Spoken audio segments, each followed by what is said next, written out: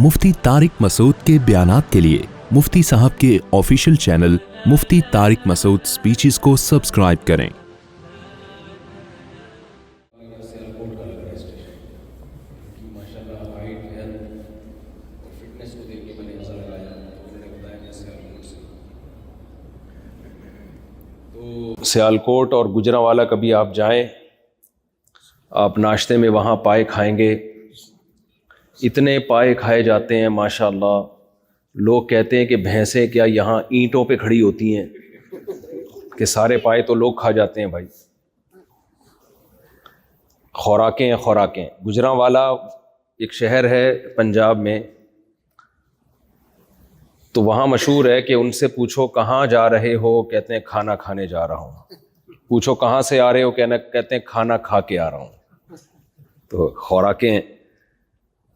और हम कराची वालों की खुराकें ऐसी हैं कि एक बहुत ही बारीक से बंदे से किसी ने पूछा कि यार ये तुम्हारी सेहत का राज क्या है। बहुत ही बेचारा बारीक था, एक दुबला होता है एक बारीक होता है। तो कहते हैं खुराकें खुराकें। कहते हैं क्या खुराक है, कहते हैं एक चमची दूध निहार मुँह घटाघट पीता हूँ। ठीक है। खैर ये तो आपसे थोड़ा सा वैसे ही गपशप थी, आपको गर्म करने के लिए, ताकि आप थोड़ा एक्टिव हो जाएं और बयान की तरफ आप ध्यान दें। मैंने जो कुरान मजीद की आयत आपके सामने पढ़ी हैं, देखो अल्लाह ताला का हम पर बहुत बड़ा एहसान है। ये मैं कोई रिवायती बात नहीं कर रहा। आपको की उर्दू भी थोड़ी सी यहाँ लोगों की मुझे लगा कुछ थोड़ी सी कमज़ोर है, कुछ गुजराती इंग्लिश उर्दू हिंदी मिक्स चल रहा है, तो एक नई ज़बान वजूद में आ रही है। तो कोई भी ऐसा लफ्ज़ मैं उर्दू का थोड़ा गाढ़ा इस्तेमाल करूँ तो आप मुझे बता देना यार ये इसका मुफ्ती साहब मतलब क्या है। सियालकोट वाले तो मेरी पूरी बात समझते भी हैं, लेकिन यहाँ जो इंडियन हैं उनको शायद दो चार अल्फाज में कोई मुश्किल हो। बयान से पहले मैं एक छोटी सी बात जो बड़ों की बात है आप तक पार्सल करना चाहता हूँ। उर्दू ज़बान से अपना रिश्ता मजबूती से कायम रखें, उर्दू से रिश्ता ख़त्म ना करें। क्योंकि देखो दुनिया में दो बड़ी ज़बानें हैं जो इस्लाम की ज़बानें समझी जाती हैं। ये तहकीक है, ये मजाक नहीं है, या ऐसी हवाई फायरिंग नहीं है। दुनिया में इस्लाम की सबसे बड़ी ज़बान अरबी है, उसके बाद इस्लाम की सबसे बड़ी ज़बान उर्दू है। अब सबके लिए अरबी बोल चाल में महारत हासिल करना तो बड़ा मुश्किल काम है। वो जब तक उस माहौल में आप रहते नहीं हैं, आप अरबी बोलने पर कादिर नहीं होते। हमने अरबी की बहुत भारी भरकम किताबें पढ़ी हैं, अरबी ग्रामर की और अरबी लिटरेचर की, लेकिन बोलने के लिए प्रैक्टिस चाहिए। जब तक आप उस माहौल में कई महीने कई साल नहीं गुजारते कि आपके उठने बैठने वाले सारे अरबी बोलते हैं, उस वक्त तक आप बोल नहीं सकते। ये इंग्लिश भी आप देखें, डॉक्टर पूरी मेडिकल साइंस इंग्लिश में पढ़ते हैं, इम्तिहान देते हैं, लेकिन इंग्लिश बोल नहीं सकते जब तक कि वो प्रैक्टिस ना करें बोलने की। तो हमारे पास इस्लाम के लिए दो ही ज़बानें हैं। सबसे बेहतर तो ये था कि हम सब अरबी सीख लेते बोल चाल, वो मुश्किल है हर एक के लिए। तो एक दूसरी हमारी जो ज़बान है जो हमें विरसे में मिली है, इंडिया पाकिस्तान की मुश्तरका ज़बान है, वो तो उर्दू है। इसी का दूसरा नाम हिंदी है, जिसको बिला वजह खामखा में हिंदी कह दिया और बिला वजह फड्डेबाजी में लग गए कि वो हिंदी है ये उर्दू है। भाई एक ही ज़बान है। अंग्रेज़ ने तोड़ के जो है ना ज़बानों को तकसीम करके गया है, जाने से पहले बड़े उल्टे उल्टे काम करके गया है। क्योंकि उर्दू हिंदी है, हिंदी उर्दू है। ग्रामर से पता चलता है किसी ज़बान का, तो ग्रामर सेम है दोनों की, सेंटेंस एक ही जैसे बनते हैं। अब उन्होंने क्या किया कि उर्दू ज़बान में जो फ़ारसी अरबी के अल्फाज थे उसकी जगह दूसरी संस्कृत ज़बान के अल्फाज लाना शुरू कर दिए, उसमें ऐड कर दिए। वरना हिंदी उर्दू अलग अलग ज़बानें क़तअन नहीं है। तो रस्मुल ख़त को चेंज कर दिया, बस लिखने का जो तरीक़ा है उसको चेंज कर दिया। तो आप उसको उर्दू को हिंदी कह लो, हमें कोई एतराज़ नहीं है, हिंदी को उर्दू कह लो, हमें कोई एतराज़ नहीं है। लेकिन इस ज़बान की हिफाजत करो, चाहे इसको हिंदी कहो चाहे इसको उर्दू कहो, भले हिंदी की हिफाजत कर लो, हमें कोई एतराज़ नहीं है। भाई आप हिंदी कह के उसको बचा, लेकिन आपको इस ज़बान को बचाना पड़ेगा ताकि आपका मजहब से रिश्ता कायम रहे। और मजहब से रिश्ता कायम رہنے سے فائدہ کیا ہوگا؟ آپ کو کیا رشتہ قائم کرتے ہو؟ نانا بھائی صاحب مذہب سے رشتہ قائم نہیں ہے، ان کے آپس میں رشتے ہی ختم ہو گئے. اب آپ کہو گے آپس میں رشتے ختم ہو گئے تو کیا ہو گیا؟ ہر سوال کا جواب جب تک نہ دیا جائے تو بات بنتی نہیں ہے. بھائی انگریز نے اتنی ترقی کر لی، آپس کے رشتے ہیں ان کے؟ نہیں ہیں. تو رشتے قائم کرنے سے کیا ہوتا ہے؟ بھائی رشتے قائم کرنے سے انسان کی فطرت ہے رشتوں کو بچانا، رشتوں میں رہنا. فطرت سے بغاوت کر کے آپ ترقی تو کر سکتے ہیں، خوش نہیں رہ سکتے. سمجھتے ہو کہ نہیں سمجھتے؟ آپ کو خوشی کے لیے مصنوعی طریقے چاہیے ہوں گے. تو اگر اپنے کلچر کو بچانا ہے، اپنے رشتوں کو بچانا ہے تو مذہب کو بچانا پڑے گا، اور مذہب کو بچانے کے لیے اس زبان کو بچانا پڑے گا جس سے آپ کا مذہب سے لنک مضبوط ہوتا ہے. وہ کون سی زبان ہے؟ اردو یا ہندی کہہ لو آپ اس کو. ہاں علماء مدارس میں عربی سیکھتے ہیں، وہ تو سیکھتے رہیں گے، وہ تو پوری دنیا میں سیکھتے ہیں. تو پبلک کے لیے جو زبان ہے جو آپ کے لیے آسان ہے، جس کا کیونکہ اس کو سیکھنا نہیں ہے، آپ نے بچانا ہے. تو بچانا آسان ہوتا ہے، سیکھنا مشکل ہوتا ہے. تو ابھی بچا لو اس کو. میں یورپ امریکہ میں بھی لوگوں کو یہ بات کہہ کے آیا ہوں وہاں پہ کہ بھائی جو انڈین پاکستانی امریکہ جاتے ہیں، دنیا بھر میں جہاں جہاں جاتے ہیں، اپنی زبان کو محفوظ رکھو، اپنی زبان کو ضائع مت ہونے دو، ورنہ آپ کا رشتہ علماء سے کٹے گا اور پھر آہستہ آہستہ مذہب سے کٹے گا. حضرت مولانا ابو الحسن علی ندوی رحمہ اللہ تعالی بنگلہ دیش گئے. جب بنگلہ دیش پاکستان سے ٹوٹ کے الگ ہوا تو وہاں انہوں نے بیان کیا کہ دیکھو پاکستان سے تم الگ ہو گئے، وہ ایک الگ بحث ہے، لیکن اردو سے رشتہ مت توڑنا پاکستان سے دشمنی میں. ایسا نہ ہو پاکستان سے تم نے علیحدگی اختیار کی تو اردو سے بھی علیحدگی اختیار کر لو، اردو سے رشتہ جوڑ کے رکھنا پڑے گا تمہیں. تو مولانا ابو الحسن علی ندوی رحمۃ اللہ علیہ تو بہت بڑے مفکر تھے، اور جو پیش گوئیاں انہوں نے اس دور میں کی تھیں آج وہ من وعن پوری ثابت ہو رہی ہیں. تو ان کی بہت ساری باتیں انشاءاللہ میں یہاں مزید بیانات میں مولانا ابو الحسن علی ندوی رحمہ اللہ تعالیٰ کی کچھ باتیں میں انشاءاللہ بیانات میں ذکر کروں گا موقع بموقع. یہاں میرے 3 بیانات اور ہیں. تو ان کا ایک بڑی ایک سوچ تھی ان کی کہ امت کو کس ٹریک پہ چلنا چاہیے، روایتی انداز سے ہمیں تھوڑا سا ہٹنا چاہیے ورنہ ہم آگے نہیں جا سکیں گے. خیر، میں نے جو قرآن مجید کی آیت آپ کے سامنے پڑھی ہے، جب بھی قرآن کی کوئی آیت پڑھتا ہوں دل میں ایک خیال آتا ہے کہ اللہ کا ہم پہ سب سے بڑا احسان یہ ہے کہ اللہ نے ہمیں اسلام دیا. اگر ہمیں اسلام نہ پتہ چلتا نا تو ہم میں اور جانوروں میں کوئی فرق نہیں ہوتا. آپ کہہ سکتے ہو یار کس قسم کی باتیں کر رہے ہو مفتی صاحب، آپ کو ہم نے بیان کے لیے بلایا ہے، فلسفہ جھاڑنے کے لیے؟ بولو نہیں بولو. یہ کیا باتیں کر رہے ہو کہ اگر ہم اسلام سے ہمارا رشتہ نہ ہوتا تو ہم میں اور جانوروں میں کوئی فرق نہ ہوتا؟ تو کیا مطلب غیر مسلموں کا اسلام سے رشتہ ہے؟ نہیں ہے. تو کیا وہ انسان نہیں ہے؟ لوگ کہتے ہیں وہ تو ہم سے اچھے انسان ہیں، وہ تو ہم سے اچھے انسان ہیں. بھائی قرآن یہ کہتا ہے اولئک کالانعام بل ہم اضل. جو لوگ اللہ کو نہیں مانتے، اسلام کو نہیں مانتے، اللہ قرآن میں کہتے ہیں یہ لوگ چوپایوں کی طرح ہیں، جانوروں کی طرح ہیں. بل ہم اضل، بلکہ جانوروں سے بھی بدتر. پتہ ہے ہمیں اللہ کو نہ ماننے والے انسان کے بچے کیوں لگتے ہیں؟ آپ کہہ سکتے ہو ہمیں تو جو اللہ کو نہیں مانتے وہ اپنے سے زیادہ اچھے انسان نظر آتے ہیں. بہت دفعہ وہ ہمیں اس لیے لگتے ہیں کہ دنیا میں اچھائی اور برائی کو ناپنے کا ہر ایک کا پیمانہ اور معیار کرائیٹیریا مختلف ہے. سمجھتے ہو کہ نہیں سمجھتے؟ نہیں سمجھ میں آ رہی. مجھے لگ رہا ہے اوپر سے گزر رہا ہے بیان. آ رہا ہے سمجھ میں؟ اچھا دیکھو میں ایک مثال سے بات سمجھاتا ہوں. آپ کی بیوی والی مثال بہت اچھی طرح سمجھ میں آتی ہے. آپ کی بیوی کے لیے آپ اچھے شوہر ہو جب آپ اس کا نان نفقہ پورا کرتے ہو، اسے محبت دیتے ہو، دوستوں میں بالکل بھی نہیں بیٹھتے، ماں باپ پہ اور بیوی بچوں پہ، ماں باپ پہ بہن بھائیوں پہ بالکل بھی خرچ نہیں کرتے، ساری دولت لا کے کس کی جھولی میں ڈال دیتے ہو؟ بیگم صاحبہ کی. دوسری شادی کی کبھی بھی بات نہیں کرتے, لعنت بھیجتے ہو صبح شام دوسری شادی پہ, اور اپنی بیوی کو میرے بیان سننے سے بھی منع کرتے ہو. تو آپ کی بیوی کی نظر میں آپ سے اچھا انسان دنیا میں کوئی ہوگا؟ ہے بھائی, ادھر توجہ. آپ کی بیوی کے لیے آپ سے اچھا انسان دنیا میں کوئی ہوگا؟ بالکل نہیں ہوگا.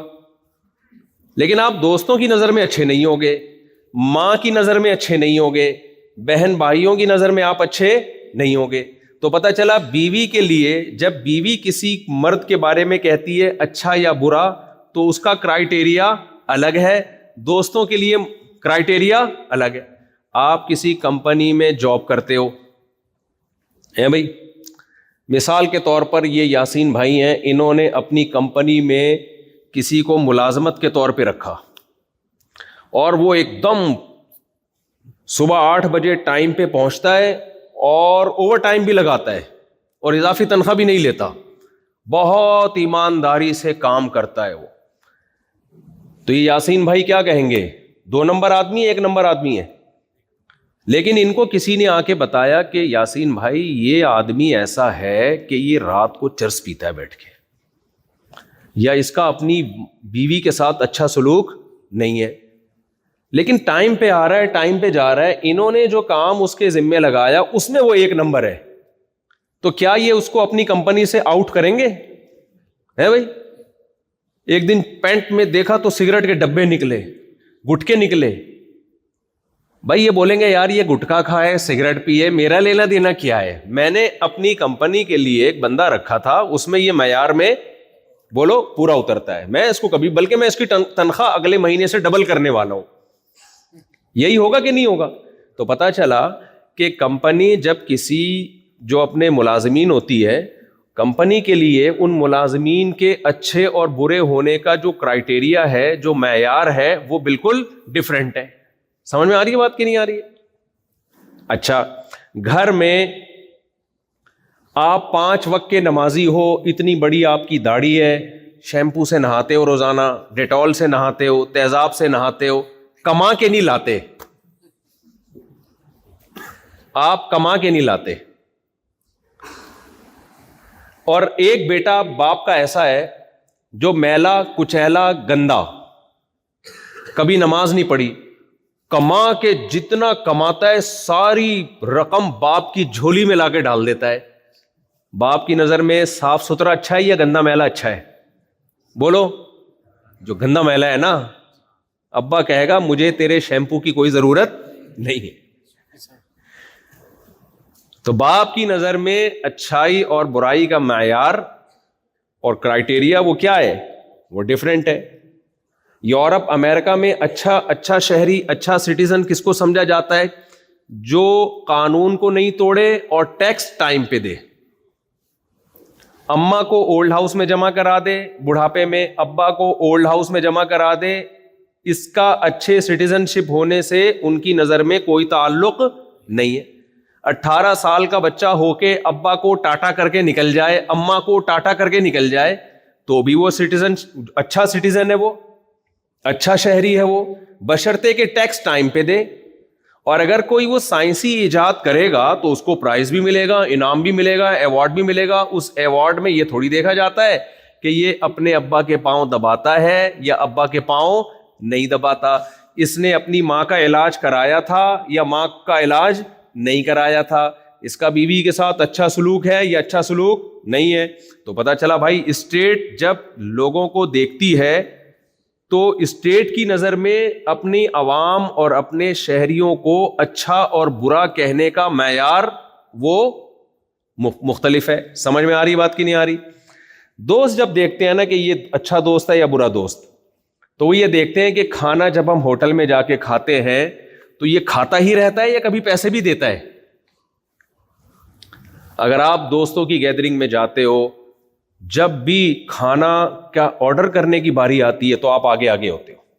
ہمارے ایک جاننے والے تھے, جب بھی ہم کہیں ہوٹل میں جاتے اکٹھے کھانے کے لیے تو وہ آرڈر وہ ایسے دے رہے ہوتے تھے جیسے آج انہوں نے دعوت کی ہے.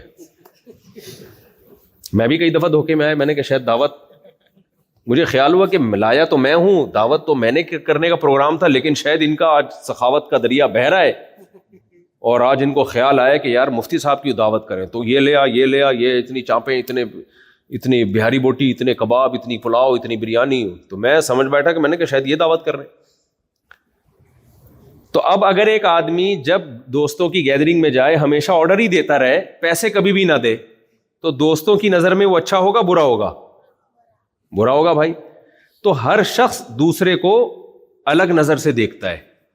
تو میرے بھائی ہر آدمی کا دوسرے کو جاننے کا، ناپنے کا معیار اور پیمانہ دوسرے سے ڈفرینٹ ہے.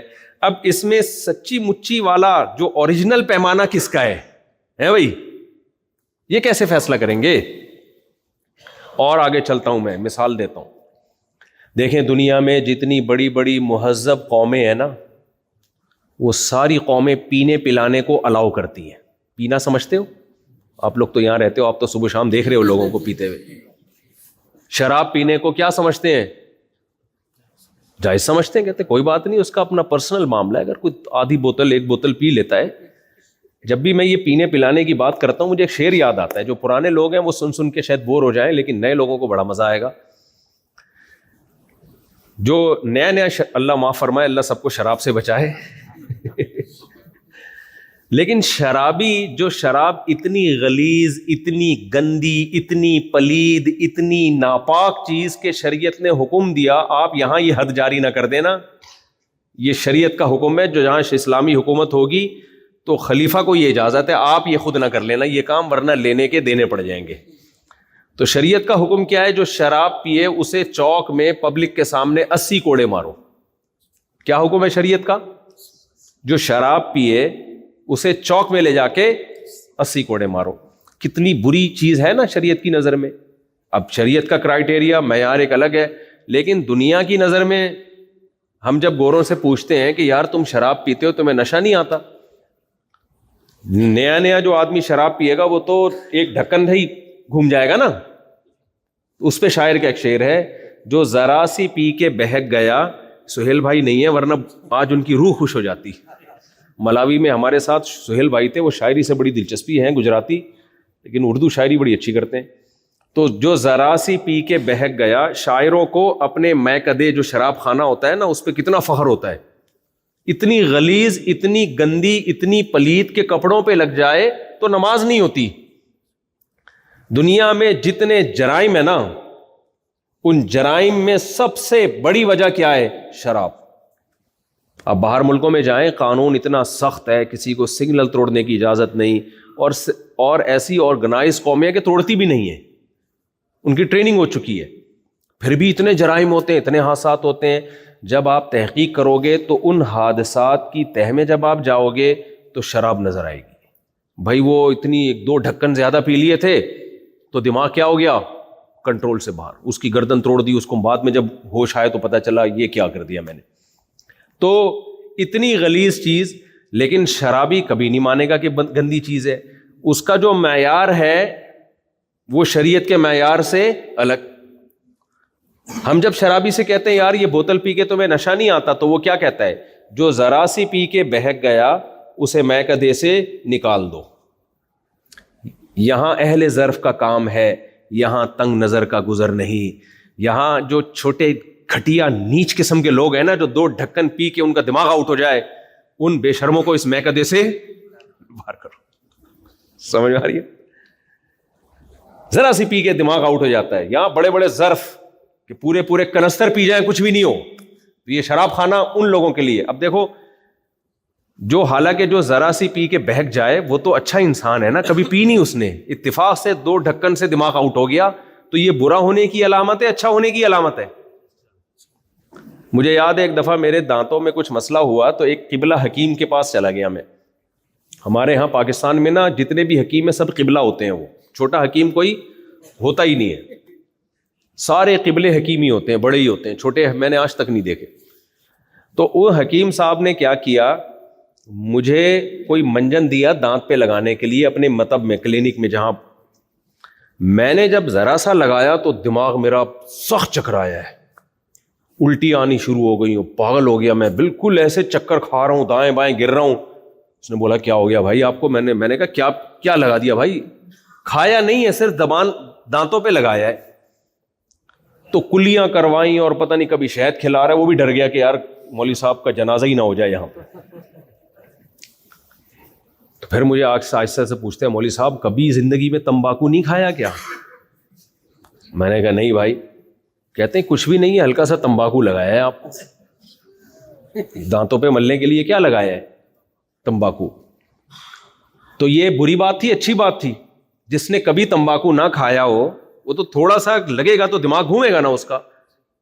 تو یہ اچھی علامت ہے نا کہ بھائی مولوی صاحب الحمدللہ تمباکو کے عادی، ٹوبیکو کے عادی نہیں ہے، سگریٹ نہیں پیتے ہوں گے، پان نہیں کھاتے ہوں گے، تبھی یہ حالت ہو گئی. تو اگر کوئی شخص 2 ڈھکن پی کے دماغ اس کا آؤٹ ہو جائے تو یہ اس کی علامت ہے کہ یہ شرابی نہیں ہے. لیکن شرابی نے اسی اچھے آدمی کی کیسی ایسی کی تیسی کر دی ہے، اس کو غیرت لیس اور کم ظرف بنا دیا. کہتے ہیں جو 2 ڈھکن پی کے بہک جاتے ہیں نا ان کو شراب خانے سے نکال دو.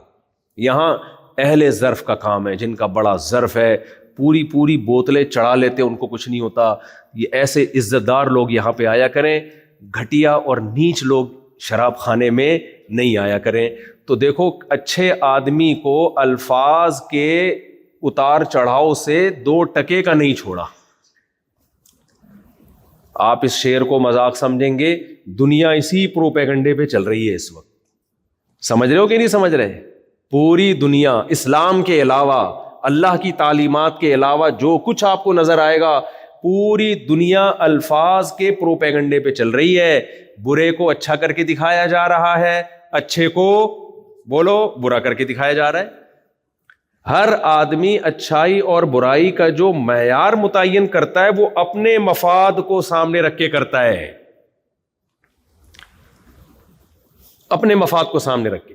یہ جو کم ظرف ہے نا، کم ظرف کو یہاں سے نکال دو. اس پہ ایک چھوٹا سا چٹکلا بھی مجھے یاد آیا.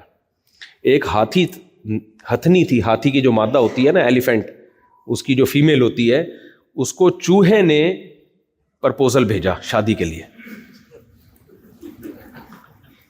سمجھ رہے؟ یہ بھی پروپیگنڈا آپ دیکھ لو کہ جب الفاظ کے اتار چڑھاؤ سے نا صحیح کو غلط اور غلط کو صحیح کیا جا سکتا ہے. الفاظ میں یہ طاقت ہوتی ہے. تو چوہے نے ہاتھی کی جو مادہ ہوتی ہے، فیمیل ایلیفینٹ جو ہوتی ہے، اس کو پرپوزل بھیجا. کس کے لیے؟ شادی کے لیے. اس کو غصہ آنا بنتا تھا کہ نہیں بنتا تھا؟ ہتھنی کو غصہ آیا اور چوہے سے بولی بے شرم انسان، تو اپنی اوقات دیکھ، تو اپنا رنگ دیکھ، اپنا قد دیکھ، خاندان دیکھ، تجھے شرم نہیں آتی؟ اس نے کہا ان سب چیزوں کو چھوڑ، کانفیڈنس دیکھ، کانفیڈنس.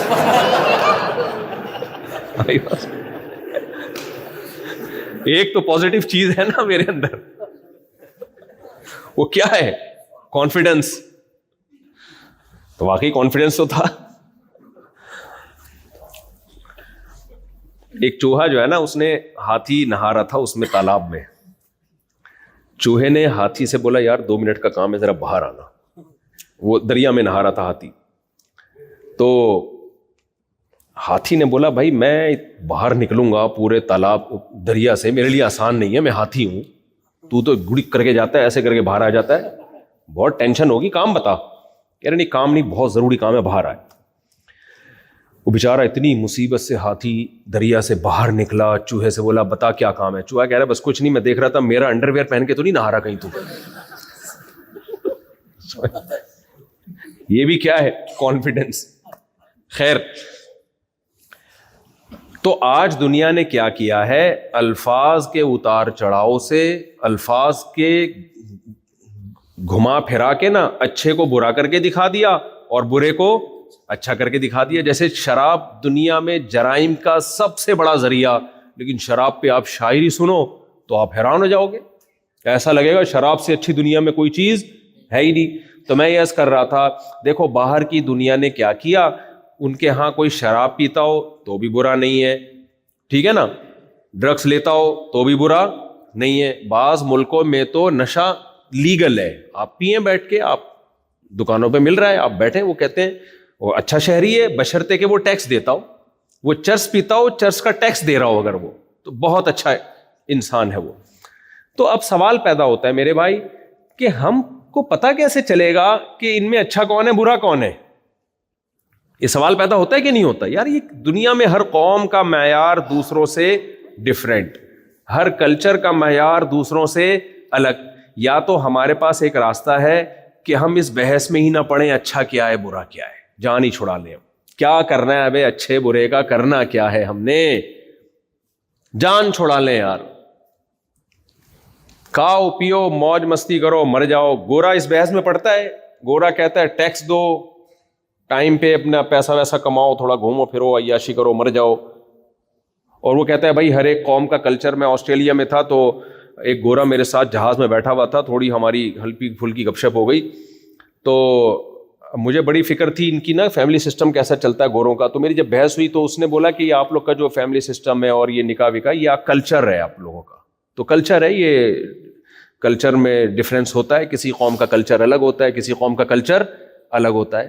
حالانکہ ہمارا کلچر نہیں ہے بھائی, یہ ہمارا مذہب ہے. ہم رمضان کے روزے کلچر کی پاگل ہے کوئی صبح سے لے کے رات تک کلچر کی وجہ سے بھوکا پیاسا رہے گا؟ دماغ خراب ہے کیا؟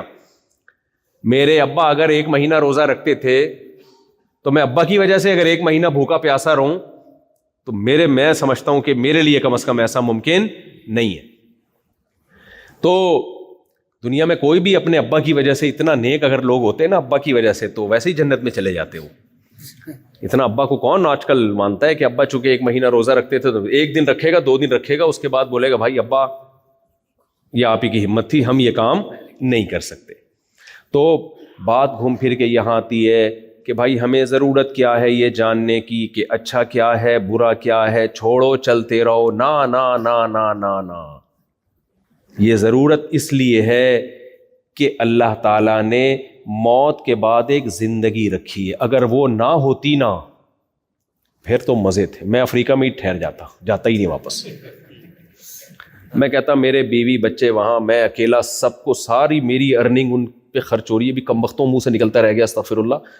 ساری میری ارننگ کس پہ خرچ ہو رہی ہے؟ 90% تو میرے بچے کھا جاتے ہیں, 19.25 تو یہ کھا جاتے ہیں, گھر والے کھا جاتے ہیں. میرے لیے کیا بچے گا؟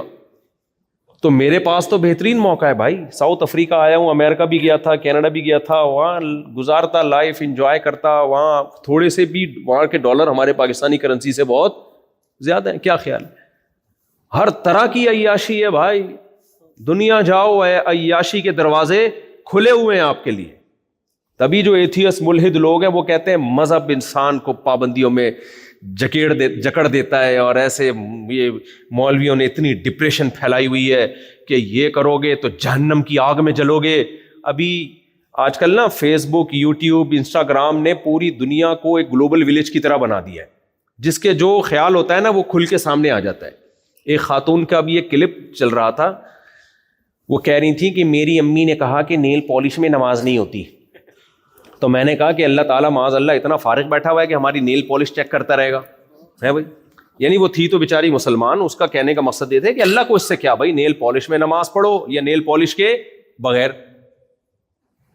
ایک تو ہمارے لوگ فوراً گستاخیوں کے فتوے بہت جلدی لگا دیتے ہیں. اس لڑکی کا مقصد گستاخی نہیں ہے, اس کا مقصد مولویوں کا مذاق اڑانا ہے کہ یہ مولویوں نے دین کو بہت مشکل بنا دیا, نیل پالش میں نماز نہیں ہوتی. اللہ تعالیٰ تو گویا ایسا نہیں ہے. تو یہ 2 طبقے ہیں ہمارے یہاں. ایک تو بالکل ہی ملحد ہوتے ہیں, وہ کہتے ہیں مذہب کی پابندیوں کی ضرورت نہیں ہے. کچھ مسلمان ہیں لیکن وہ غامدی, پروفیسر غامدی والی سوچ والے ہیں. وہ کہتے ہیں یہ نیل پالش نماز اور یہ کیا ہے, مولویوں نے دین کو کیا بنا دیا ہے, بہت مشکل. اگر آپ کا کل پیپر ہے تو آپ رمضان کا روزہ چھوڑ سکتے ہیں. ایکچولی جب سفر میں چھوڑنے کی ایکچولی لگا دو تو ہر مسئلہ حلال ہو جاتا ہے. ایکچولی لگا کے نا ہر حرام کو حلال کر دیا جاتا ہے. یہ اصول فقہ ہے ان لوگوں کا اپنا, جس میں ایک لفظ ایڈ کرنا ہے ایکچولی. ایکچولی کے بعد جو لمبی چوڑی تقریر, افلاطونیاں, بقراتیاں پیش کرے, پبلک اس کو ایکسیپٹ کر لیتی ہے. یار بات ایک انگلش میں ریسرچ ہونی چاہیے آپ کی تحقیق, اور ایک ایکچولی کا لفظ لگا دیں آپ, تو اس کے بعد لوگ کہتے ہیں یہ پڑھے لکھے ہیں. اور اگر آپ کسی مولوی صاحب سے مسئلہ پوچھیں گے نیل پالش لگا کے نماز, مولوی صاحب کیا کہیں گے, جہنم میں جلے گا وہ حصہ. ہے بھائی. مولوی صاحب کیا کہیں گے؟ مجھ سے بھی اگر پوچھیں گے, مجھے لوگ کہتے ہیں یہ مفتی طارق مسعود صاحب بھی بڑا لبرل ہو گیا, ویڈیو بنا رہا ہے اور یہ بھی اپنے اکابر کے طرز سے ہٹ گیا ہے. میں اگر لبرل ہوا ہوتا تو 19:15 نہ ہوتے. اتنے تو انتہائی دیسی مولویوں کے بچے نہیں ہو رہے جو انتہائی دیسی ہیں, سمجھ رہے ہو؟ میں ٹھیٹھ دیسی مولوی ہوں, ٹھیٹھ دیسی. میں بالکل ان لبرل لوگوں سے اتنا سا بھی, جسے کہتے ہیں نا متاثر ہونا, اتنا تھا. میں 3 طلاقوں کو 3 مانتا ہوں. ہمارے ہاں تو بہت سے علماء نے اہل حدیث کے قول پہ فتویٰ دینا شروع کر دیا ہے. کیا گنجائش؟ میں نے تو اس مسئلے میں خود ریسرچ کی ہے, تحقیق کی ہے. بھائی چاروں ائمہ کا اجماع ہے, تمام صحابہ متفق ہیں, کوئی ایک ضعیف روایت بھی نہیں ہے. میں اگر براڈ مائنڈیڈ ہوتا نا تو میں گنجائشیں نکال رہا ہوتا, کیونکہ ایسے چیخ چلا کے رو رہے ہوتے ہیں نا لوگ 3 طلاقیں دے کے آ کے. میں کہتا ہوں بھائی میں اللہ کی کتاب پہ جری نہیں ہوں. جو پہلے سے مذہب چلا آ رہا ہے قرآن و سنت صدیوں سے, وہی برحق ہے. نئی چیز اسلام میں داخل بولو نہیں ہوگی. میں 20 رکعت تراویح کا قائل ہوں. کیوں؟ صدیوں سے 4 خلفائے راشدین کا دور, چاروں ائمہ صدیوں سے. علامہ شامی نے اجماع نقل کیا, خود اہل حدیث علماء نے اجماع نقل کیا ہے.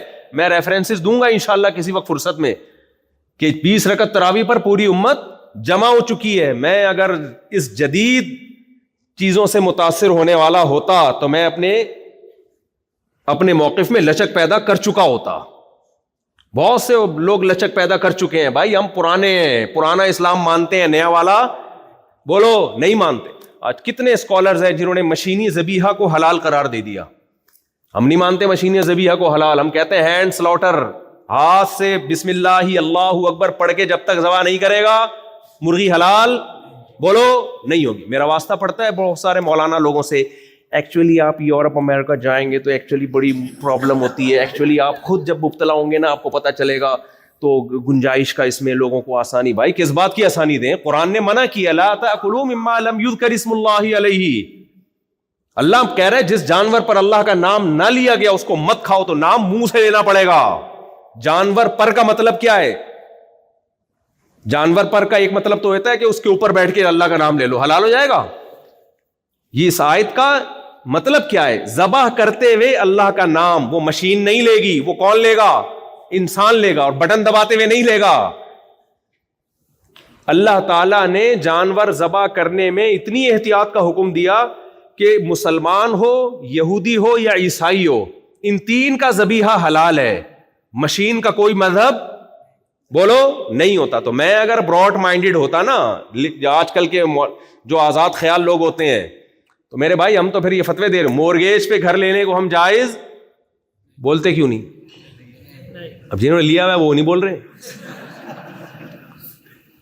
بہت زور لگایا میرے اوپر, جاپان گیا, امریکہ گیا, کینیڈا گیا, بہت آسٹریلیا, یار کسی طرح مورگیج کو حلال کرو. مفتی صاحب آپ کو پتہ نہیں ہے, گھر انسان کی بیسک ضرورت ہے, گھر انسان کی, وہاں کچھ اسکالر نے فتوے بھی دیے کہ گھر بھائی انسان کی بنیادی ضرورت ہے. تو میں ان سے کیا کہتا ہوں, گھر یقیناً بنیادی ضرورت ہے, ذاتی گھر بنیادی ضرورت بولو نہیں ہے.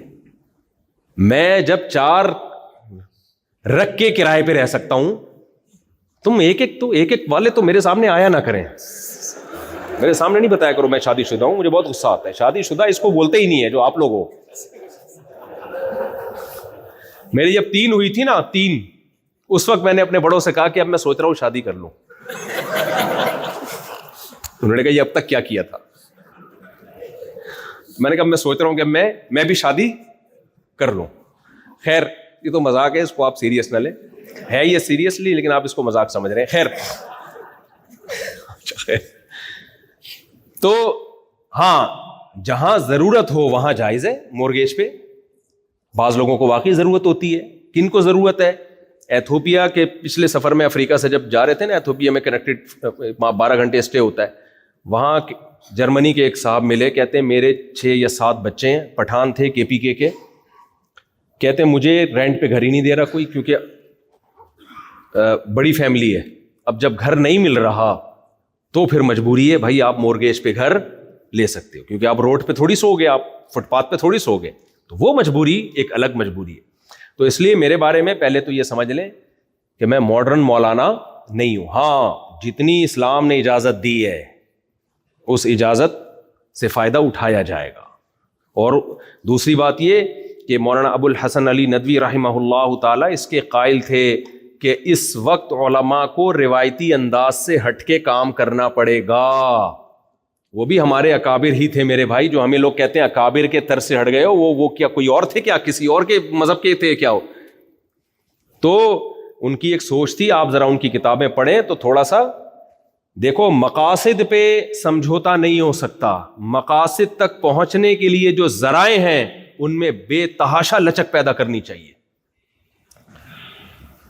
کوئی ٹرین سے جائے, کوئی جہاز سے جائے, کوئی کشتی سے جائے, کوئی پیدل جائے. یہ نہیں کہ اگر ٹرین سے ہمارے بزرگ گئے تھے تو ہم نے بھی کس سے جانا ہے, ٹرین سے ہی جانا ہے. وہ گدھے پہ بیٹھ کے گئے تھے تو ہم نے بھی کس سے جانا ہے. پھر چپ ہو گئے آپ, جملہ تو کمپلیٹ کیا کرو میرے بھائی. بھائی ایک ہدف ہے, آپ نے یہاں سے کیپ ٹاؤن جانا ہے, یہ ہدف ہے, تو جو سوٹیبل طریقہ ہوگا وہاں پہنچنے کا وہ طریقہ اختیار کرو گے. یہ نہیں کہو گے کہ میرے بزرگ چونکہ ٹرین سے گئے تھے تو میں بھی کس سے جاؤں گا, ٹرین سے ہی جاؤں گا. اور بھائی تمہیں اگر جہاز کا ٹکٹ مل رہا ہے تو جہاز سے چلے جاؤ, گاڑی سے جا سکتے ہو گاڑی سے چلے جاؤ. ہم ذرائع کو پکڑ کے بیٹھ گئے ہیں, مقاصد پہ سمجھوتا کر رہے ہیں, تو یہ غلط ہے. مولانا ابو الحسن علی ندوی رحمہ اللہ کی جو باتیں تھیں ان کا حاصل یہی ہے کہ مقاصد پہ, مقصد دین کی خدمت ہے, اور جو فرائض واجبات ہیں ان میں کمپرومائز نہیں ہوگا. لیکن اس مقصد تک پہنچنے کے لیے میرے بھائی سیاست میں بھی آنا پڑے گا آپ کو یونیورسٹیاں بھی بنانی, بولتے کیوں نہیں, چپ بیٹھے ہوئے ہو, بنانی پڑیں گی. آپ کو مدرسے بھی بنانے پڑیں گے, ساتھ ساتھ اسکول کالج بھی بنانے پڑیں گے. دین کے ساتھ آپ کو دنیاوی تعلیم میں بھی آگے بڑھنا پڑے گا, ورنہ آپ اس خوش فہمی میں نہ رہیں کہ ہم ماشاءاللہ اتنے اسٹرانگ ہیں, یہاں پہ ہمارا بزنس. میرے بھائی جس دن حکومت نے آنکھیں پھیر لی, اللہ وہ دن نہ لے کر آئے, تہس نہس کر دیں گے 2 منٹ میں آپ کو. تو آپ کو یہاں گورنمنٹ سے اچھا ریلیشن بولو بنانا پڑے گا. اور یہ بھی آپ کو بتا دوں, ہم تو بھگت رہے ہیں پاکستان میں, آپ اگر گورنمنٹ سے اچھا ریلیشن بناؤ گے قوم کے فائدے کے لیے, درباری ملا کا خطاب آپ کو دیا جائے گا تو آپ نے اس کی پرواہ نہیں کرنی. سمجھتے ہو کہ نہیں سمجھتے؟ پاور کس کے پاس ہوتی ہے؟ گورنمنٹ کے پاس ہوتی ہے. یوسف علیہ الصلوۃ والسلام, بیان کا میرا ٹاپک تھوڑا سا چینج ہو رہا ہے لیکن جلدی سے میں لاتا ہوں دوبارہ, یہ اہم بات ہے, یہ کرنی ہے ضروری. یوسف علیہ الصلوۃ والسلام جو تھے مصر میں, جب یوسف علیہ السلام نے خواب کی صحیح تعبیر بتائی جیل میں, پورا واقعہ بتانے کی ضرورت نہیں ہے, تو بادشاہ خوش ہوا. بادشاہ نے یوسف علیہ السلام کو بلایا اور بادشاہ نے یوسف علیہ السلام کو آفر کی, انک الیوم لدینا مکین امین. بھائی مانگیے, کیا مانگتے ہو؟ آپ نے صحیح تعبیر بتائی ہے, آپ نے مصر کو تباہ ہونے سے بچایا, تو اب بتاؤ کیا مانگتے ہو؟ حضرت یوسف علیہ السلام یہ بھی کہہ سکتے تھے کہ مجھے ایک مدرسہ بنانا ہے, مجھے ایک زمین دے دی جائے. دیکھو مدرسوں کے مخالف نہیں ہوں میں, مدرسہ تو میں بھی تو مدرسے کا فارغ ہوں, اگر مدرسے نہ ہوتے تو میں آج آپ کے سامنے بیٹھا ہوتا. اس سے مدرسوں کی اہمیت کم کرنا مقصد نہیں ہے, بتانا یہ مقصد ہے. مدرسے کے علاوہ بھی کسی اور ٹریک پہ بھی چلنا پڑے گا آپ کو. تو یوسف علیہ الصلوۃ والسلام کہہ سکتے تھے کہ مجھے ایک بہت بڑی مصر میں زمین دے دیں, میں وہاں مدرسہ بناؤں گا, اللہ رسول اللہ کی تعلیمات اور اپنے والد یعقوب علیہ السلام کی تعلیمات کو دنیا میں, یا ابراہیم علیہ السلام کی تعلیمات کو دنیا میں عام کروں گا. کہہ سکتے تھے کہ نہیں کہہ سکتے تھے؟ بادشاہ بنا دیتا نا, سونے کا مدرسہ بنا کے دیتا آپ کو. کہتے مجھے 3000 مسجدیں بھی چاہیے, کہہ سکتے تھے کہ نہیں کہہ سکتے تھے؟ لیکن یوسف علیہ السلام نے عہدہ مانگا. غیر مسلم اسٹیٹ, مشرک, ہزاروں خداؤں کو پوجنے والے, اللہ کے پیغمبر نے یہ بھی نہیں کہا کہ تھو تھو تھو تھو تم غیر مسلم, تم مجھے کہہ رہے ہو مانگو, کیا مانگتے ہو, دفع ہو یہاں سے, میں جا رہا ہوں واپس اپنے ابا کے پاس. کہہ سکتے تھے کہ نہیں کہہ سکتے تھے؟ تم کافروں کا ملک ہے, تم سب دائرہ اسلام سے خارج. نہ, یوسف علیہ السلام نے عہدہ مانگا. یوسف علیہ السلام نے فرمایا اجعلنی علی خزائن الارض, یہ پلاننگ تھی فیوچر کی. ہم فیوچر کی پلاننگ کو بے وقوفی سمجھتے ہیں، توکل کے خلاف سمجھتے ہیں. حالانکہ مستقبل کی پلاننگ کرنا یہ پیغمبروں کی سنت ہے، یہ توکل کے خلاف نہیں ہے. ہم پتہ ہے کیا کہتے ہیں؟ بس نتیجہ اللہ پہ چھوڑ دو. بس بھائی نتیجہ اللہ پہ جب چھوڑو جب اس نتیجے تک پہنچنے کے اسباب آپ مکمل اختیار کر چکے ہوں، آپ علاج مکمل کر چکے ہو، پھر نتیجہ کس پہ چھوڑو گے؟ اللہ پہ. علاج کرنے سے پہلے ہی نتیجہ اللہ پہ چھوڑ دیا تو اللہ کہتے ہیں بس میں بتا دیتا ہوں کیا نتیجہ ہوگا تمہارا. ٹھیک ہے نا؟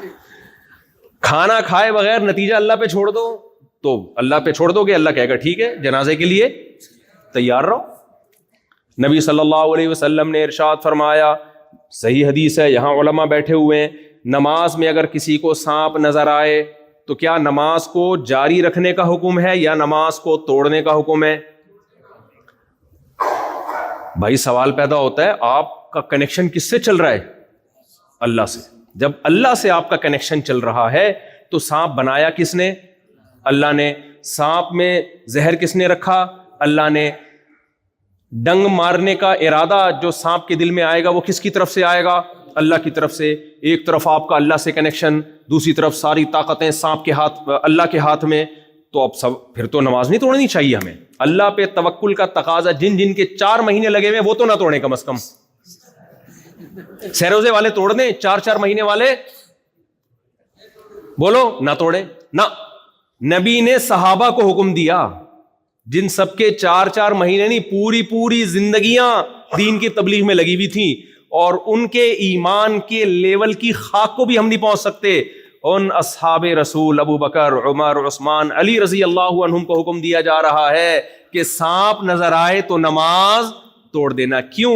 تکوینی امور میں اللہ اپنی سنت کو تبدیل نہیں کرتا. آسان مثال سے بات سمجھاتا ہوں، کیا کریں بات سے بات نکل رہی ہے. دیکھو مجھے ایک بات بتاؤ، اللہ تعالیٰ نے جو اس نظام کائنات کو چلانے کے لیے جو تکوینی معاملات ہیں نا وہ کبھی چینج نہیں ہوتے، اور اس میں غلطی کی کبھی تلافی نہیں ہو سکتی. اس میں اگر آپ غلطی کرتے ہو تو اس کی کبھی تلافی نہیں. مذہب کے معاملات میں کبھی غلطی کرو گے تو اس کی تلافی توبہ سے ہوگی. سائنس کے قوانین کو توڑو گے اس کی تلافی نہیں ہوگی. مثال کے طور پر آپ ایک دیوار پہ چلتے ہوئے جا رہے ہیں، نیچے جل رہی ہے آگ، آپ کے ابا نے منع کیا بیٹا کہیں اور سے نکل لے، شارٹ کٹ کا یہ راستہ ٹھیک نہیں ہے. اگر ذرا سا پاؤں سلپ ہوا تو گرے گا کہاں؟ آگ میں. ابا سمجھا رہے ہیں آپ کو فنٹر بننے کا شوق ہے، آپ نے کہا کہ نہیں میں اسی ٹریک پہ چلوں گا، میں اپنے آپ کو سلپ ہونے سے بچاؤں گا.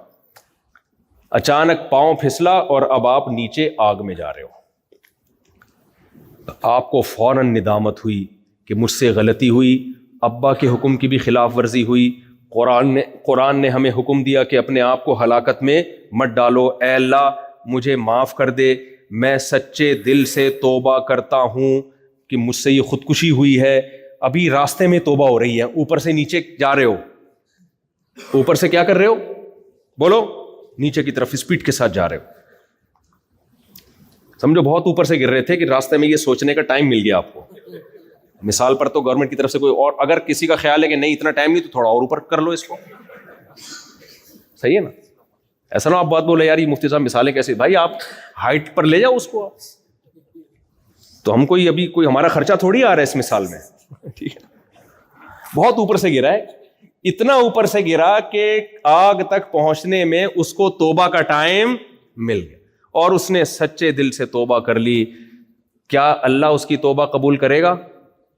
بولو کرے گا. اس کا یہ جرم معاف ہو جائے گا. ہر جرم کی توبہ اللہ قبول کرتا ہے، گناہ نہیں ملے گا اس کو. لیکن کیا اس توبہ کا یہ اثر ہوگا کہ اب اس کو غلطی پہ ندامت ہو گئی ہے تو ریورس ہو جائے گی؟ ہے نہ، گرے گا آگ میں اور جلے گا. جو غلطی جو اس نے مذہب کے قانون کو توڑا، اس قانون کو توڑنے کی تلافی توبہ سے ہو گئی، لیکن فطرت کے قانون کو جو توڑا اس کی تلافی توبہ سے نہیں ہوگی.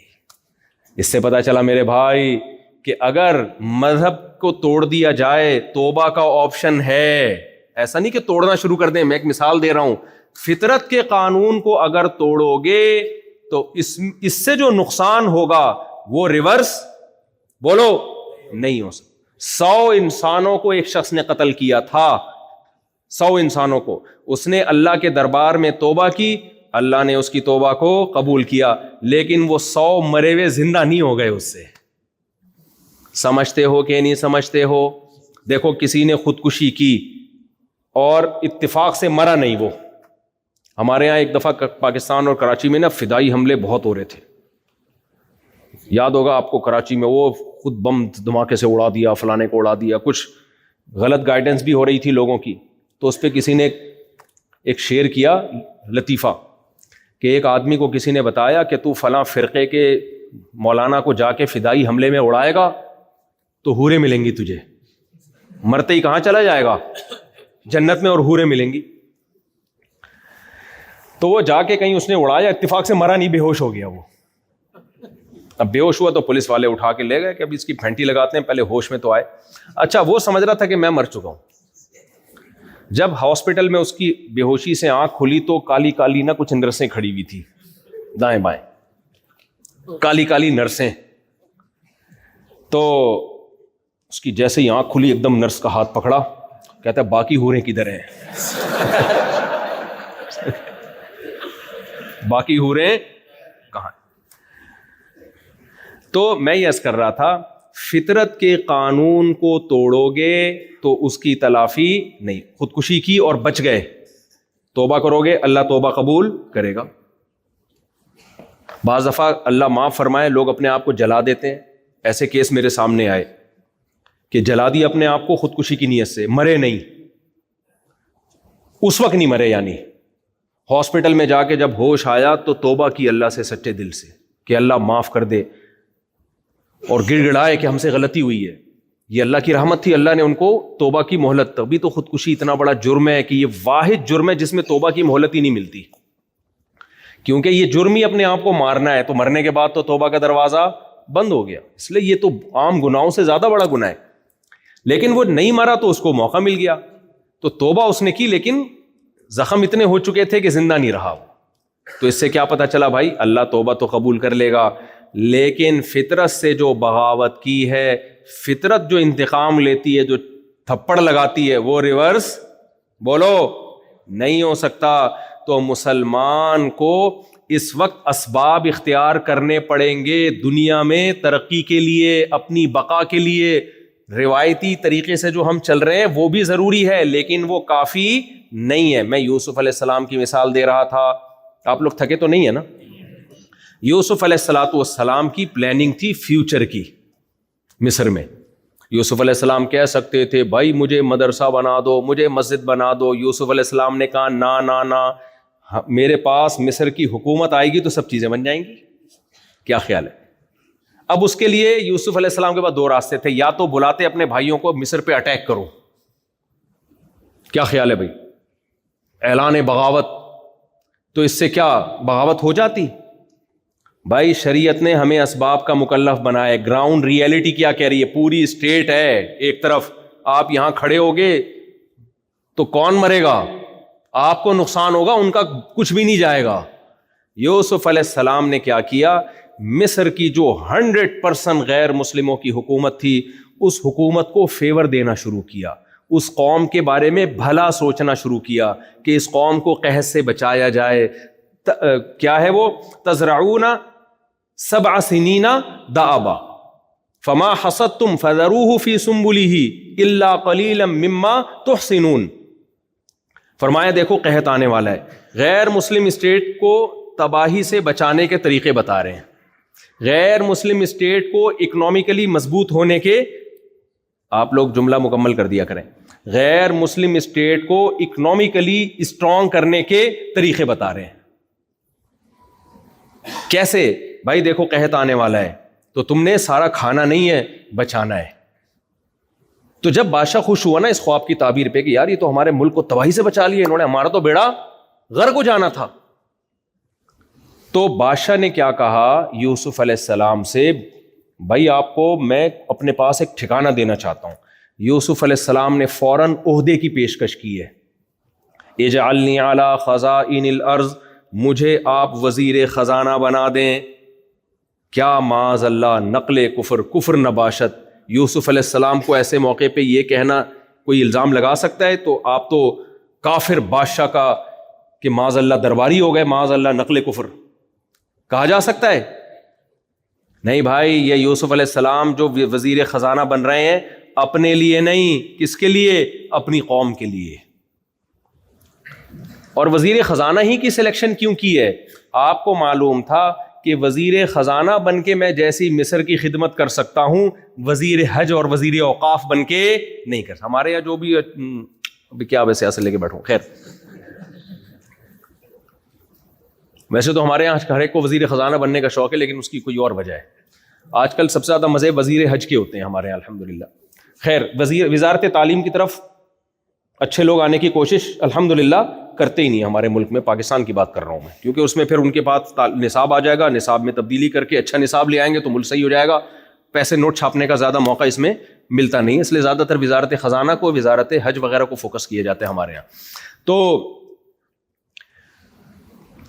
تو یوسف علیہ السلام نے وزارت خزانہ خود مانگی ہے. اس میں ہمیں میسج دے دیا کہ ساؤتھ افریقہ والو تم بھی وزارتوں میں آنے کی کوشش, بولو نہیں بہت ہلکا ہلکا بول رہے ہو, تم بھی وزارت میں آنے کی کوشش کرو اور ملک کے بارے میں برا نہیں بلکہ اچھا سوچو. حکمرانوں کو پیغام دو کہ ہم تمہارے ملک کے خیر خواہ ہیں, ہم تمہارے ملک کے بدخواہ نہیں ہیں, ہم تمہارے کنٹری کے بارے میں برا نہیں سوچیں گے, ہم تمہارے کنٹری کے بارے میں اچھا سوچیں گے. اور یوسف علیہ السلام نے صرف وزارت خزانہ مانگا نہیں ہے, بلکہ دلیل سے ثابت کیا کہ میں اس وزارت کا اہل بھی ہوں. وزارت وزیر خزانہ تو سمجھتے ہیں نا آپ لوگ. وزیر خزانہ کے لیے 2 کوالٹی کا ہونا ضروری ہے. نمبر 1 ایماندار ہو, کیونکہ اگر آپ نے خزانے ایسے آدمی کو پکڑا دیے جو ایماندار نہیں ہے, ہمارے یہاں الحمدللہ ہر طرح کی مثالیں پاکستان میں, انڈیا میں بھی ہیں, ہول سیل کے حساب سے سب سے زیادہ وزیر خزانہ سے خزانہ کو بچانا پڑتا ہے. ہمارے ایک دوست تھے, ان کا بکریوں کے چارے کا کام تھا, وہ گندم اور مکئی جو نا وہ رکھتے تھے. تو کہتے ہیں میں نے اپنے ایک ملازم کو صرف اس چکر میں میں نے رکھا تھا حفاظت کے لیے, کم بخت خود ہی کھا جاتا تھا. کہہ رہا ہر وقت نا اس کا منہ چلتا رہتا تھا, یہاں سے اٹھایا بکرے کی طرح نا, کہہ رہا ویسے تو دیکھنے میں کچھ بھی نہیں ہے یار, 4 دانے کھا لیے, لیکن جب بیٹھے گا کھائے گا آدھے پورے وہ خالی کر دیتا تھا ڈرم.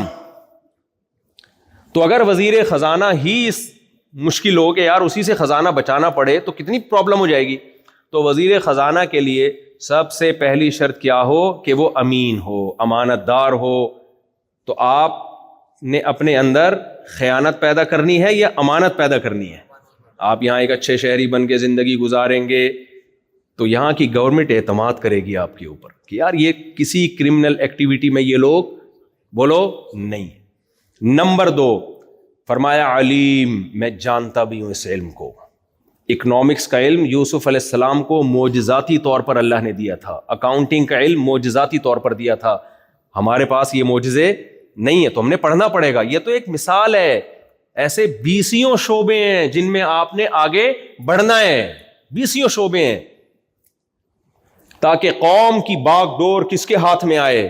آپ کے ہاتھ میں آئے. آپ غلام بن کے زندگی نہ گزارو. تو یوسف علیہ السلام کے پاس جب وزارت خزانہ آئی تو آپ نے مصر کو قحط سے بچایا اور اکنامکلی مضبوط کیا, کیونکہ آپ کو پتا تھا کہ ایک گندم کے بورے کے ریٹ کتنے رکھنے ہیں, میں نے کتنے لوگوں میں کتنا ڈیوائڈ کرنا ہے. ملک ایسے ہی تھوڑی دیسی اسٹائل سے تھوڑی چلتے ہیں, یوں اٹھاؤ یوں ڈیوائڈ کیا, پتا چلا ایک گھر میں 10 بورے چلے گئے اور ایک گھر میں کھانے کو روٹی نہیں ہے. تو اس ایک بوری کی قیمت کتنی ہوگی اور کس گھر میں کتنی بوریاں جائیں گی. پوری دنیا سے لوگ آئے تھے نا مصر کی طرف, بھائی اڑوس پڑوس میں سب ملکوں میں قحط پڑ گیا تھا, سب کو پتا چل گیا بھائی مصر ایک واحد ملک ہے جس کے پاس اناج اسٹور ہے, تو وہیں چلو. تو اس سے مصر کو کیا ہوا؟ ٹھیک ٹھاک فائدہ ہوا, انہوں نے جو ہے وہ بیچنا شروع کیا. اس کے بعد یوسف علیہ السلام بادشاہ بنے ملک کے. تو یہ کیا تھی میرے بھائی؟ It is called planning. It is called, جو آج کل مسلمانوں میں بولو شارٹ. بلکہ ایک تو جرم یہ کہ فیوچر کی پلاننگ نہیں ہے, اس سے بڑا جرم یہ اس پلاننگ نہ کرنے کو توکل سمجھتے ہیں. سبحان اللہ. اس پلاننگ نہ کرنے کو کیا سمجھتے ہیں؟ ہم اتنے نیک ہیں کہ ہم کچھ بھی نہیں کریں گے, الحمدللہ اتنے نیک ہیں. سمجھ رہے ہیں نا؟ تو یہ بھائی یہ بے وقوفی ہے. تو میں دیسی ہوں, لیکن دیسی کا یہ مطلب نہیں ہے کہ ہم بے استغفر اللہ کچھ بھی لفظ بول سکتے ہیں آپ. خیر, تو ہم اپنے اصل ٹاپک کو جلدی سے سمیٹتے ہیں. تو بیچ میں یہ بیان سے ہٹ کے کچھ باتیں آپ کی خدمت میں آ گئی تھیں. تو میں بات یہ عرض کر رہا تھا میرے بھائی, دیکھو اچھے اور برے کا کرائیٹیریا اگر ہمیں پتہ نہ ہو تو بات یہ ہے کہ اگر آخرت نہ ہوتی نا تو پھر تو ہم جیسے چاہے زندگی گزار لیتے. ہمیں کیا کون اچھا کون برا, زندگی ایک مزے اڑاؤ, عیش کرو, مر جاؤ. بات اصل میں یہ ہے کہ جس خدا نے, جس اللہ نے اس کائنات کو بنایا, وہ کہتا ہے کہ میں چھوڑوں گا نہیں تمہیں. وہ کہتا ہے میں نے تمہیں اس لیے بنایا ہے لِيَبْلُوَكُمْ أَيُّكُمْ أَحْسَنُ عَمَلًا, میں دیکھنا چاہتا ہوں تم میں اچھا عمل کون کرتا ہے اور برا عمل کون کرتا ہے. اچھوں کو موت کے بعد دوبارہ زندہ کروں گا, اچھوں کو بھی اور بروں کو بھی. جو اچھے لوگ ہوں گے, نائس پرسن ہوں گے, ان کا ٹھکانہ اچھا ہوگا. جو برے لوگ ہوں گے ان کا ٹھکانہ برا ہوگا. اب ایک بڑا مسئلہ میرے اور آپ, اگر اللہ کی باتیں معاذ اللہ غلط ہیں, غیر مسلم تو کہتا ہے بھائی یہ مسلمانوں کی بنائی ہوئی باتیں ہیں, تو اگر بنائی ہوئی باتیں ہیں تو بھی ٹینشن لینے کی ضرورت نہیں ہے بھائی. معاذ اللہ نقل کفر نباشت محمد صلی اللہ علیہ وسلم نے اپنی طرف سے گڑھ لی ہیں, ایسے ہی بس لوگوں کو ایک راستے پہ لگا دیا, تو بھی پھر ٹینشن لینے کی ضرورت نہیں ہے. لیکن میرے بھائی اگر دلائل سے ثابت ہو جائے کہ محمد صلی اللہ علیہ وسلم واقعی میں میسنجر آف گاڈ ہیں, تو پھر کسی میسنجر, کسی سفیر کی بات کا انکار, وہ کوئی اسٹیٹ کا سفیر آیا آپ کے پاس, امریکہ کا سفیر آیا ہمارے سفیر کے پاس ایک پیغام لے کے, اور آپ اس کی بات کو اگنور کر دو, جبکہ اس نے ثابت بھی کر دیا کہ میں امریکہ کا سفیر ہوں, تو پھر اگلی دفعہ سفیر نہیں آئے گا, اگلی دفعہ کیا آئے گا؟ بم آئے گا. کیا خیال ہے بھائی؟ بولیں گے یار آپ نے ہماری کوئی بات کو ویلیو نہیں دی ہے. کوئی بھی عزت دار آدمی اپنے سفیر کی بات کو ویلیو دیتا ہے یا نہیں دیتا؟ اگر ویلیو نہیں دے رہا اس کا مطلب آپ کی پھر اپنی کوئی حیثیت نہیں ہے, آپ کی اپنی دو ٹکے کی حیثیت نہیں ہے, آپ اپنے سفیر کو ویلیو نہیں دے رہے. تو مجھے بتاؤ اللہ سے زیادہ عظمت اور جلال والا کوئی ہو سکتا ہے؟ وہ تو کائنات کا رب ہے. آج کل یہ بھی بڑی فضول سی بحث چلا دی ہے, خود بخود بنی ہے. یہ جو ایتھیس لوگ اس طرح کی باتیں کر رہے ہوتے ہیں نا, دھرو راٹھی کا نام سنا ہوگا آپ نے, بہت اچھے فیمس مشہور آدمی ہیں, میں بھی ان کے کلپ دیکھتا ہوں, بہت انفارمیٹیو ہوتے ہیں, بہت جاندار, شاندار, مزیدار اور بہت فائدے کی چیزیں ہوتی ہیں. لیکن دھرو راٹھی صاحب نے ایک گڑبڑ کرنا شروع کر دی ہے, خدا کے وجود کا انکار, اور اس کے بارے میں ڈاروین کے نظریے کو پروموٹ کرنے کے لیے کچھ ایویڈنس اپنے خیال کے مطابق دینا شروع کیے. اس سے, اور وہ ان کے کلپ بھی چلتے ہیں ملینز لوگوں میں, اس سے لوگ کنفیوژن کا شکار ہو رہے ہیں. میں دھرو راٹھی میرا ٹاپک ہے نہیں, لیکن مذہب میرا ٹاپک ہے نا. خدا کا انکار یا خدا کا وجود, یہ کس کا ٹاپک ہے؟ یہ تو مذہبی لوگوں کا ٹاپک ہے یا نہیں؟ تو جہاں مذہب کی بات آئے گی تو مجھے کودنا پڑے گا کہ نہیں کودنا پڑے گا بیچ میں؟ اس کلپ کو ملینز لوگوں نے دیکھا ہے, اور بڑے آرام سے اپنا موقف یہ پیش کر دیا انہوں نے اعتدال کے ساتھ کہ میں خدا کا قائل نہیں ہوں, اگرچہ کوئی گاڈ کا قائل ہے, کوئی مانتا ہے کوئی گاڈ ہے, تو مجھے اس پہ بھی کوئی اعتراض نہیں ہے. اور پھر ڈاروین کے کچھ ثبوت پیش کیے ہیں سائنسدانوں نے, فلاں سن میں یہ تجربہ کیا تھا, ایکسپیریمنٹ کیا, تو ایک دم حیران ہو گئے کہ یہ چیز سامنے, ایسے پتہ چلتا ہے کہ سیل خود بخود بھی پانی میں وجود میں آ سکتا ہے. یاد رکھو یہ جو ایتھیس لوگ ہیں یا ایتھیس کے نظریات سے متاثر ہونے والے لوگ ہیں, جب یہ ڈاروین کی بات پہ آتے ہیں, میں قسم اٹھا کے کہہ سکتا ہوں کہ یہاں یہ ڈنڈی بہت مارتے ہیں. یا تو ان کو پوری تحقیق نہیں ہوتی, یا تحقیق میں جان کر غلطی کر رہے ہوتے ہیں. کیونکہ انہوں نے یہ فرض کر لیا ہے کہ خدا کو اپنی ڈکشنری سے ہر قیمت پہ نکال کے ہی چھوڑنا ہے ہم نے.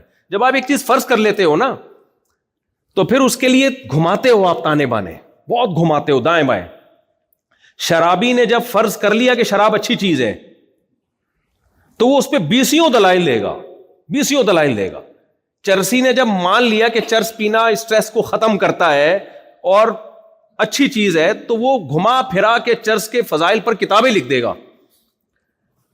مسئلہ یہ ہے کہ اگر ہم خدا کو مان لینا تو اتنا کافی نہیں ہے, آگے بڑے بڑے سوالات کھڑے ہوتے ہیں. آپ اگر مانتے ہو نا کوئی کریٹر ہے تو پھنس جاتے ہو آپ. آزادی اس میں ہے, کریٹر کو اپنی ڈکشنری سے نکال دو, اور نکالنے کے لیے آپ کے پاس ڈارون کے علاوہ کوئی اور راستہ بولو ہے نہیں. تو اس لیے اس میں بہت کچھ غلط کہا جاتا ہے جس کو آپ تحقیق سمجھ رہے ہوتے ہو. قیصر راجہ صاحب کو اللہ جزائے خیر دے, میں نے بھی ان سے ریکویسٹ کی تھی. قیصر راجہ کا نام سنا ہے آپ لوگوں نے؟ پاکستان میں بہت اچھے اسکالر ہیں اور یوٹیوب پہ ان کی ایتھیزم کے خلاف بڑی زبردست محنت ہے.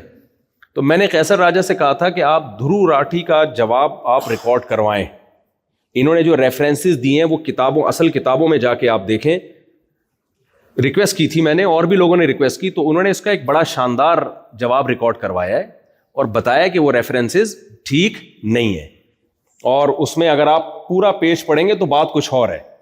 تو وہ آپ, یہ جو میرا بیان یوٹیوب پہ جائے گا تو اسی کے نیچے میں قیصر راجہ صاحب کا لنک جو ہے ڈسکرپشن میں انشاءاللہ میں اپنے ایڈمن سے کہوں گا کہ لگا دیں, تو وہ ضرور اس کو زیادہ سے زیادہ شیئر کریں آپ.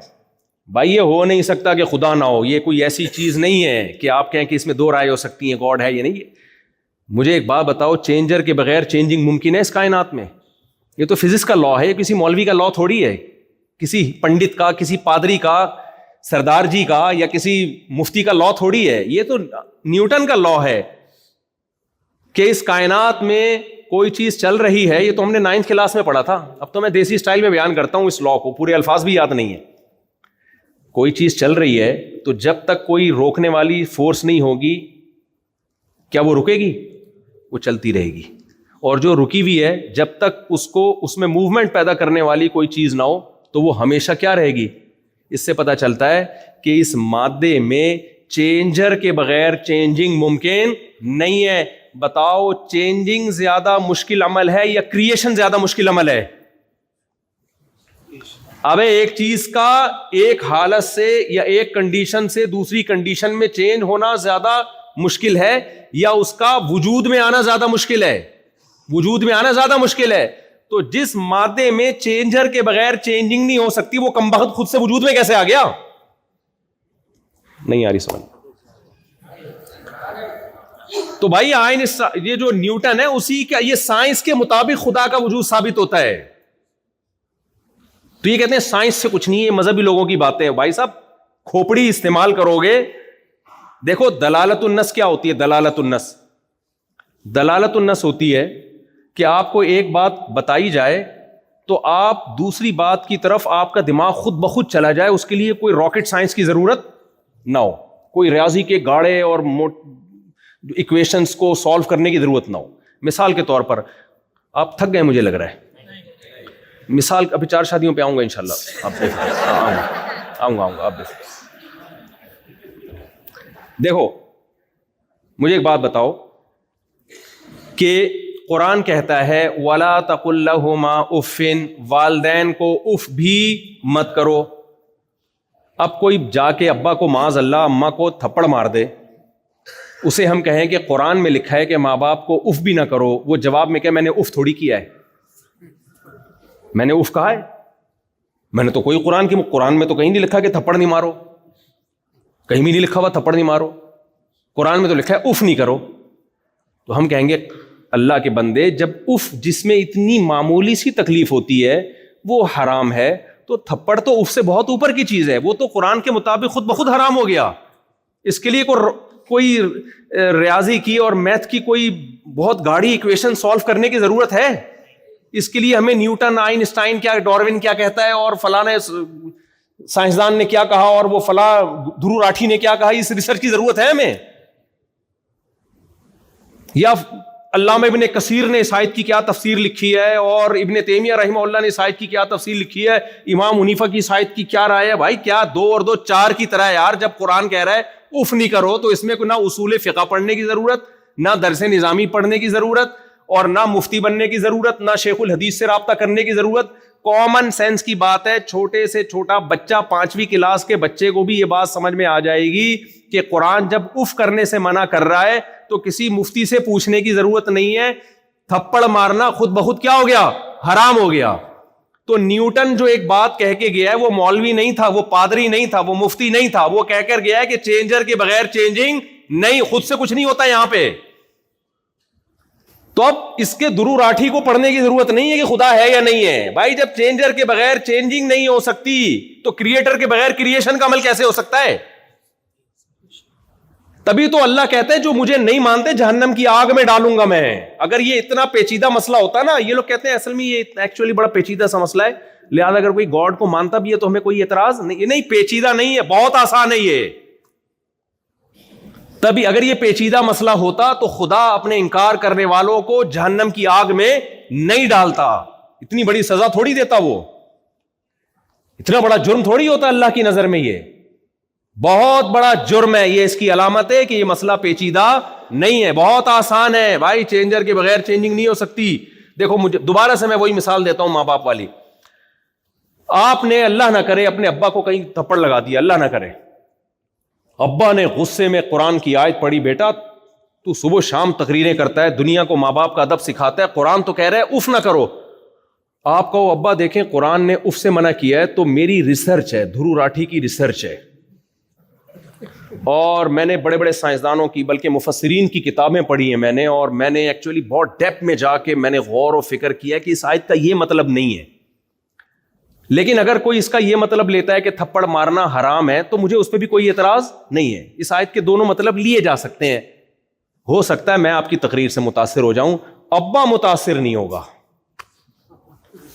پڑوسی متاثر ہوں گے کہ یار علامہ ابن کثیر اور علامہ آلوسی رحمۃ اللہ علیہ اور تفسیر طبری کے حوالے پہ ہے نہیں حوالے ان میں, لیکن ایک مثال دے رہا ہوں, اتنے حوالے پیش کر دیے اس نے, اور وہ فلاں کا بیان بھی دکھا دیا, فلاں کی ریسرچ بھی دکھا دی. اس سے یہ ثابت ہوتا ہے کہ یہ مسئلہ اختلافی ہے.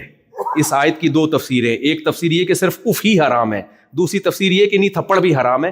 تو ایکچولی یہ مسئلہ اس میں اختلاف رائے بولو ہو سکتا ہے. یہ ہو سکتا ہے اس تقریر سے میں متاثر ہو جاؤں, پڑوسی متاثر ہو جائے, بھائی بہن متاثر ہو جائیں. باپ جس کو تھپڑ مارا ہے وہ آپ کی اس تقریر سے کبھی متاثر نہیں ہوگا. آپ نے 1 لگایا, وہ رکھ کے 6 بھی لگائے گا, جائیداد سے ہمیشہ کے لیے آنکھ کر دے گا, گھر سے دھکے دے کے نکال دے گا. اب آپ کہو گے ایک چیز جس میں اتنی کنٹروورسی تھی اور اتنی ایکچولی اس میں بڑے بڑے مفسرین کا اختلاف تھا, ابا اس پہ مجھے اتنی بڑی سزا کیوں دے رہے ہیں؟ ابا مان لیں گے یہ باتیں آپ کی؟ تو میرے بھائی دھرو راٹھی سے میں انتہائی احترام کے ساتھ کہتا ہوں کہ آپ نے جو خدا کا انکار کر دیا نا ڈاروین کو بیچ میں لا کے, اس تحقیق سے ہو سکتا ہے میں متاثر ہو جاؤں, آپ متاثر ہو جاؤ. گاڈ خدا وہ کبھی بھی اس سے متاثر نہیں ہوگا. وہ کہے گا بھائی چینجر کے بغیر چینجنگ نہیں ہو سکتی, تو یہ بن کیسے گئی؟ یہاں ایک پرانا گھسا پٹا سوال کیا جاتا ہے کہ پھر خدا کیسے ہے, خدا خود سے کیسے ہے ہمیشہ سے؟ بھائی جان نیوٹن نے خدا کے بارے میں کوئی لا پیش نہیں کیا, صحیح ہے نا, اس نے اس کائنات کے بارے میں قانون پیش کیا ہے.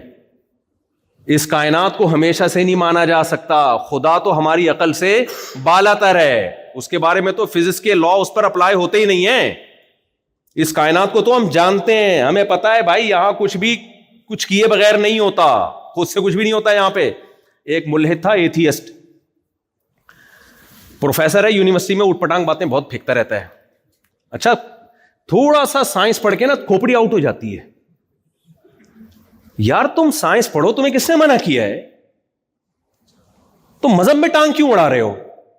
مذہب سے تمہارا کیا لینا دینا؟ میسنجر آف گاڈ محمد صلی اللہ علیہ وسلم وہ اخلاقیات لے کے آئے ہیں.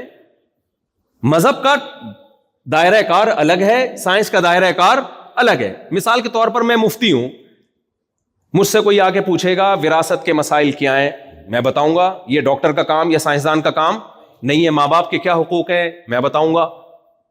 میں پورے کروں نہ کروں, لیکن اگر میرے پاس علم ہوگا تو بتاؤں گا, میں نالج ہوگی. آپ پوچھو بھائی بیوی کے کیا حقوق ہیں, میں بتاؤں گا آپ کو. نماز کیسے پڑھنی ہے, میں بتاؤں گا آپ کو. خدا ہم سے کیا چاہتا ہے, میں بتاؤں گا, یعنی کوشش کروں گا بتانے کی. لیکن آپ آؤ میرے گردے میں پتھری ہے, میں بتاؤں گا بھائی میرا ٹاپک. آپ کو سائنس کا تو پتہ ہی نہیں ہے ان مفتیوں کو, یہ تو جاہل ہیں, ان کو تو سائنس کا. یہ چل رہا ہے آج کل یونیورسٹیوں میں, لبرل لوگوں میں نا, کہ ان مولویوں کو تو سائنس کا نہیں پتا. ناسا سورج کے قریب ایک وہ بھیجے ہوئی انہوں نے سیٹلائٹ بھیجا ہوا ہے سورج کے قریب. میں بہت دیکھتا ہوں وہ زوم زوم آوازیں آ رہی ہیں, پتہ نہیں کسی کے چولہے میں نہ بھیج دیا ہو کہیں. خیر امید ہے انشاءاللہ سچ ہی بول رہے ہیں, سورج کے قریب ہی بھیجا ہوگا. لیکن ہم تو دیسی لوگ ہیں, ہمیں کیا پتا, ہم تو کہہ رہے ہیں بھیجا ہے تو ہم مان لیتے ہیں. ہم تو اتنی لفٹ کرا رہے ہیں سائنسدانوں کو بھائی. اگر ہم سائنس کے خلاف ہوتے تو ہم نے کون سا جا کے دیکھا ہے. جب آتی ہیں انسٹاگرام پہ ٹک ٹاک پہ ویڈیو سورج کی وہ سے شعائیں آ رہی ہیں, ہم تو یقین کر لیتے ہمارے سائنسدان بول رہے ہیں, صحیح بول رہے ہوں گے یار. تو ہم تمہاری فیلڈ میں ٹانگ نہیں اڑا رہے میرے بھائی, نہ ہم گردوں کا علاج کر رہے ہیں, نہ ہم پھیپھڑوں کا علاج کر رہے ہیں. تو آپ یونیورسٹی کے پروفیسر بنتے ہو, فوراً خدا کا انکار, اور پھر لیبل سائنس کا لگاتے ہو, تو جھوٹ بولتے ہو میرے بھائی. سائنس خدا کے وجود کو ثابت کرتی ہے, خدا کے وجود کا انکار نہیں کر سکتی. اگر سائنس خدا کے وجود کا انکار کرتی تو قرآن بار بار کائنات میں غور کرنے کا حکم کیوں دیتا؟ قرآن تو کہتا ہے غور ہی نہیں کرنا, بس بند کمرے میں بیٹھنا ہے اور کہیں بھی غور و فکر تو کرنا ہی نہیں ہے. قرآن کیا کہتا ہے سورہ یاسین میں, کل فی فلک یسبحون لا الشمس ينبغي لها ان تدرك القمر ولا الليل سابق النهار. کیسی خاندانی کیلکولیشن ہے, سورج اور چاند کی گردشوں کی کیلکولیشن دیکھو, کبھی ٹکراتے نہیں ہیں آپس میں. کیسی زبردست کیلکولیشن ہے یہ. ذالک تقدیر العزیز العلیم, تقدیر کیلکولیشن کو بولتے ہیں. اللہ کہتے ہیں یہ جو کائنات میں تمہیں ہر چیز اپنے دائرے میں گھومتی ہوئی نظر آ رہی ہے, یہ اتفاقی حادثہ نہیں ہے. حسن اتفاق سے ایسے اچھے اتفاقات نہیں ہوتے. اتفاق سے تو اوٹ پٹانگ کام ہوتے ہیں. اتفاق سے تو جس بندے سے آپ نے قرضہ لیا ہوا ہوتا ہے وہ مل جاتا ہے آپ کو. قبح اتفاق بہت ہوتا ہے, حسن اتفاق بہت کم ہوتے ہیں میرے بھائی. ایسا بہت کم ہوتا ہے کہ جس بندے سے آپ نے قرضہ لیا 1 کروڑ کا, اسی دن مر گیا وہ. پھر آپ نے دوسرے سے لیا وہ بھی مر گیا, تیسرے سے لیا وہ بھی مر گیا, اور آپ ارب پتی بن گئے. میں نے نہیں ایسے اتفاق دیکھے گئے, ایسے بہت دیکھیں. آپ دوسرے ملک میں گئے کم وقت, اسی کے گھر کے پڑوس میں آپ نے گھر لے لیا. خیر یہ تو ایک مزاح کی بات ہے. تو چینجر کے بغیر, ہاں میں ایک پروفیسر کی مثال دے رہا تھا, بیان لمبا تو نہیں ہو گیا بہت زیادہ. اچھا پروفیسر کی مثال دے رہا تھا میں. تو یونیورسٹی کے پروفیسر تھے, انہوں نے بولا اب بچوں کو اس طرح سے الو بنا رہے ہیں آج کل. ہمارے اسلام آباد یونیورسٹی میں ایک پروفیسر بہت ہی الو بنا رہا ہے لوگوں کو. سائنس سائنس سائنس پڑھ کے نا دماغ کیا ہو گئی ہے, دماغ کیا ہو گیا ہے, کھوپڑی خراب ہو گئی ہے. تکبر, 2-4 باتیں آپ کے پاس علم کی آ گئیں, آپ نے خدا کا مذاق اڑانا شروع کر دیا کہ ہم جی دعا مانگتے ہیں تو اس سے جو چیز نیچے آتی ہے اوپر نہیں جا سکتی. گریوٹی سائنس کا ایک لا ہے, دعاؤں سے کچھ بھی نہیں ہوتا. تو قرآن نے یا مذہب نے کب کہا ہے کہ دعا مانگو کہ اوپر سے کوئی چیز نیچے آ رہی ہے تو دعا مانگو کہ اوپر چلی جائے؟ فطرت کے قوانین کو توڑنے کی تو اللہ نے ہمیں اجازت دی نہیں ہے, اور نہ اس کے خلاف دعا کرنے کی اجازت دی ہے. لن تجد لسنت اللہ تبدیلا. تو اللہ کی یہ جو فطری قوانین ہیں یہ تھوڑی تبدیل ہوتے ہیں. تو خیر, تو ایک پروفیسر صاحب نے کہا کہ بچوں کو سمجھا رہے تھے, وہ شکر ہے وہ بچہ مجھ سے آ کے پوچھ لیا. اس نے, بچہ بھی نہیں تھا, بڑا اچھا بڑا یونیورسٹی میں. وہ کہہ رہے تھے دیکھو بیٹا ادھر آؤ, ہم گاڑی کے ایکسلریٹر پہ جب پاؤں رکھتے ہیں تو وہ رکتی ہے یا چلتی ہے؟ اس نے کہا سر چلتی ہے. اس نے کہا جب بریک پہ پاؤں رکھتے ہیں تو چلتی ہے کہ رکتی ہے؟ انہوں نے کہا رک جاتی ہے. تو کہتے خدا کہاں ہے پھر؟ یہاں تو ہر چیز ایک لاجک سے ہو رہی ہے. ایکسلریٹر پہ پاؤں رکھو گے چلے گی, بریک پہ رکھو گے رکے گی. خدا کو تو میں جب مانوں کہ جب ایکسلریٹر پہ پاؤں رکھو تو رکے اور بریک پہ پاؤں رکھو تو چلے, میں مانوں کہ کوئی خدا ہے. اس سے بچے کیا ہو جاتے ہیں. تبھی میں کہتا ہوں یونیورسٹیاں بناؤ, آپ خود بناؤ, کالج بناؤ, اسکول بناؤ, تاکہ سائنس پڑھیں, خدا سے بغاوت نہ آئے. یہی سائنسی تھیوری جب کوئی اللہ پہ یقین کرنے والا, یہ صحیح عقل استعمال کرنے والا بیان کرے گا نا, تو یہ اس مثال سے اللہ کا وجود ثابت ہوتا ہے, اللہ کا انکار ثابت نہیں ہوتا. تو وہ بیچارہ بوکھلا گیا وہ لڑکا نا, میرے پاس آیا، کہہ رہے ہیں پروفیسر صاحب نے کہا ہے کہ ایکسیلیٹر پہ پاؤں رکھو تو چلے گی، بریک پہ پاؤں رکھو تو. یہ اسٹائل میرا ہے، اسٹائل اس کا نہیں تھا. اسٹائل تو اس نے تو سادہ، پھر میرا اپنے اسٹائل سے نا تھوڑا سا اس میں تڑکا لگاتا ہوں. ہم لوگ انڈین پاکستانی لوگ، آپ کو پتہ ہے، چٹنی کباب کے بغیر ہمارے کھانے، گورے سیدھے سیدھے عرب بھی پھیکے پھیکے کھانے کھاتے ہیں. ہم تو جب تک نیمبو نہ چوڑیں، ہری مرچیں نہ ڈالیں، ہمیں کھانے میں مزہ نہیں آتا. تو ہم بیان میں بھی چٹنی کباب کے ساتھ ہی کھاتے ہیں، مثالیں بھی ہماری چٹنی کباب کے ساتھ ہوتی ہیں، اس کے بغیر ہمیں مزہ نہیں آتا بھائی. تو وہ کہنے لگے جی ایکسیلیٹر پہ پاؤں رکھو تو چلے گی گاڑی، اور بریک پہ تو خدا کو تو جب مانے جب بریک پہ پاؤں رکھو تو چلے اور ایکسیلیٹر پہ پاؤں رکھو تو رکے. میں نے کہا مجھے ایک بات بتاؤ. اچھا وہ بیچارے واقعی عجیب سے متاثر ہوئے تھے نا کہ یار ایک بات تو صحیح ہے. میں نے کہا مجھے ایک بات بتاؤ، ایک گاڑی جو اپنے چلنے میں جب تک ایکسیلریٹر پہ کوئی کمبخت پاؤں نہ رکھے اس وقت تک چل نہ سکتی ہو، اس میں یہ طاقت نہ ہو کہ خود سے چلے، اور چل رہی ہو تو اس میں یہ طاقت نہ ہو کہ خود سے رکے. کسی کمبخت کو بریک پہ پاؤں، کمبخت اس لیے کہہ رہا ہوں کہ رکھتے نہیں ہیں بریک پہ پاؤں ہمارے یہاں. جب ہمارے ہاں ایکسیلیٹر پہ پاؤں رکھتے ہیں تو اکثر بریکوں پہ نہیں رکھتے. آپ بیان کے بعد ملیے گا عبد الرحمان بھائی، ٹھیک ہے نا، ساتھ چلیے گا. تو ایکسیلیٹر پہ یہ سب سے پہلے ایک یعقوب بھائی ہیں اور یہ عبد الرحمان جو مجھے افریقہ بلا رہے تھے بہت عرصے سے، اس لیے ان دونوں کو تھوڑا سا ہر جگہ ساتھ رکھنا ہے، ٹھیک ہے. تو ایکسیلریٹر پہ پاؤں، یار وہ لطیفہ بھی سن لو پھر مجھ سے. داڑھی بھی ایک مذاق بن گیا ہے نا، ہم ہر بات داڑھی رکھ کے. یہ تو ایک داڑھی والے صاحب جا رہے تھے تو خاتون سے ٹکر ہو گئی نا گاڑی کا. تو خاتون نے کہا اتنی بڑی داڑھی رکھ کے ٹکر مارتے ہو، شرم نہیں آتی؟ تو کہنے لگے محترمہ یہ داڑھی ہے، بریک نہیں ہے.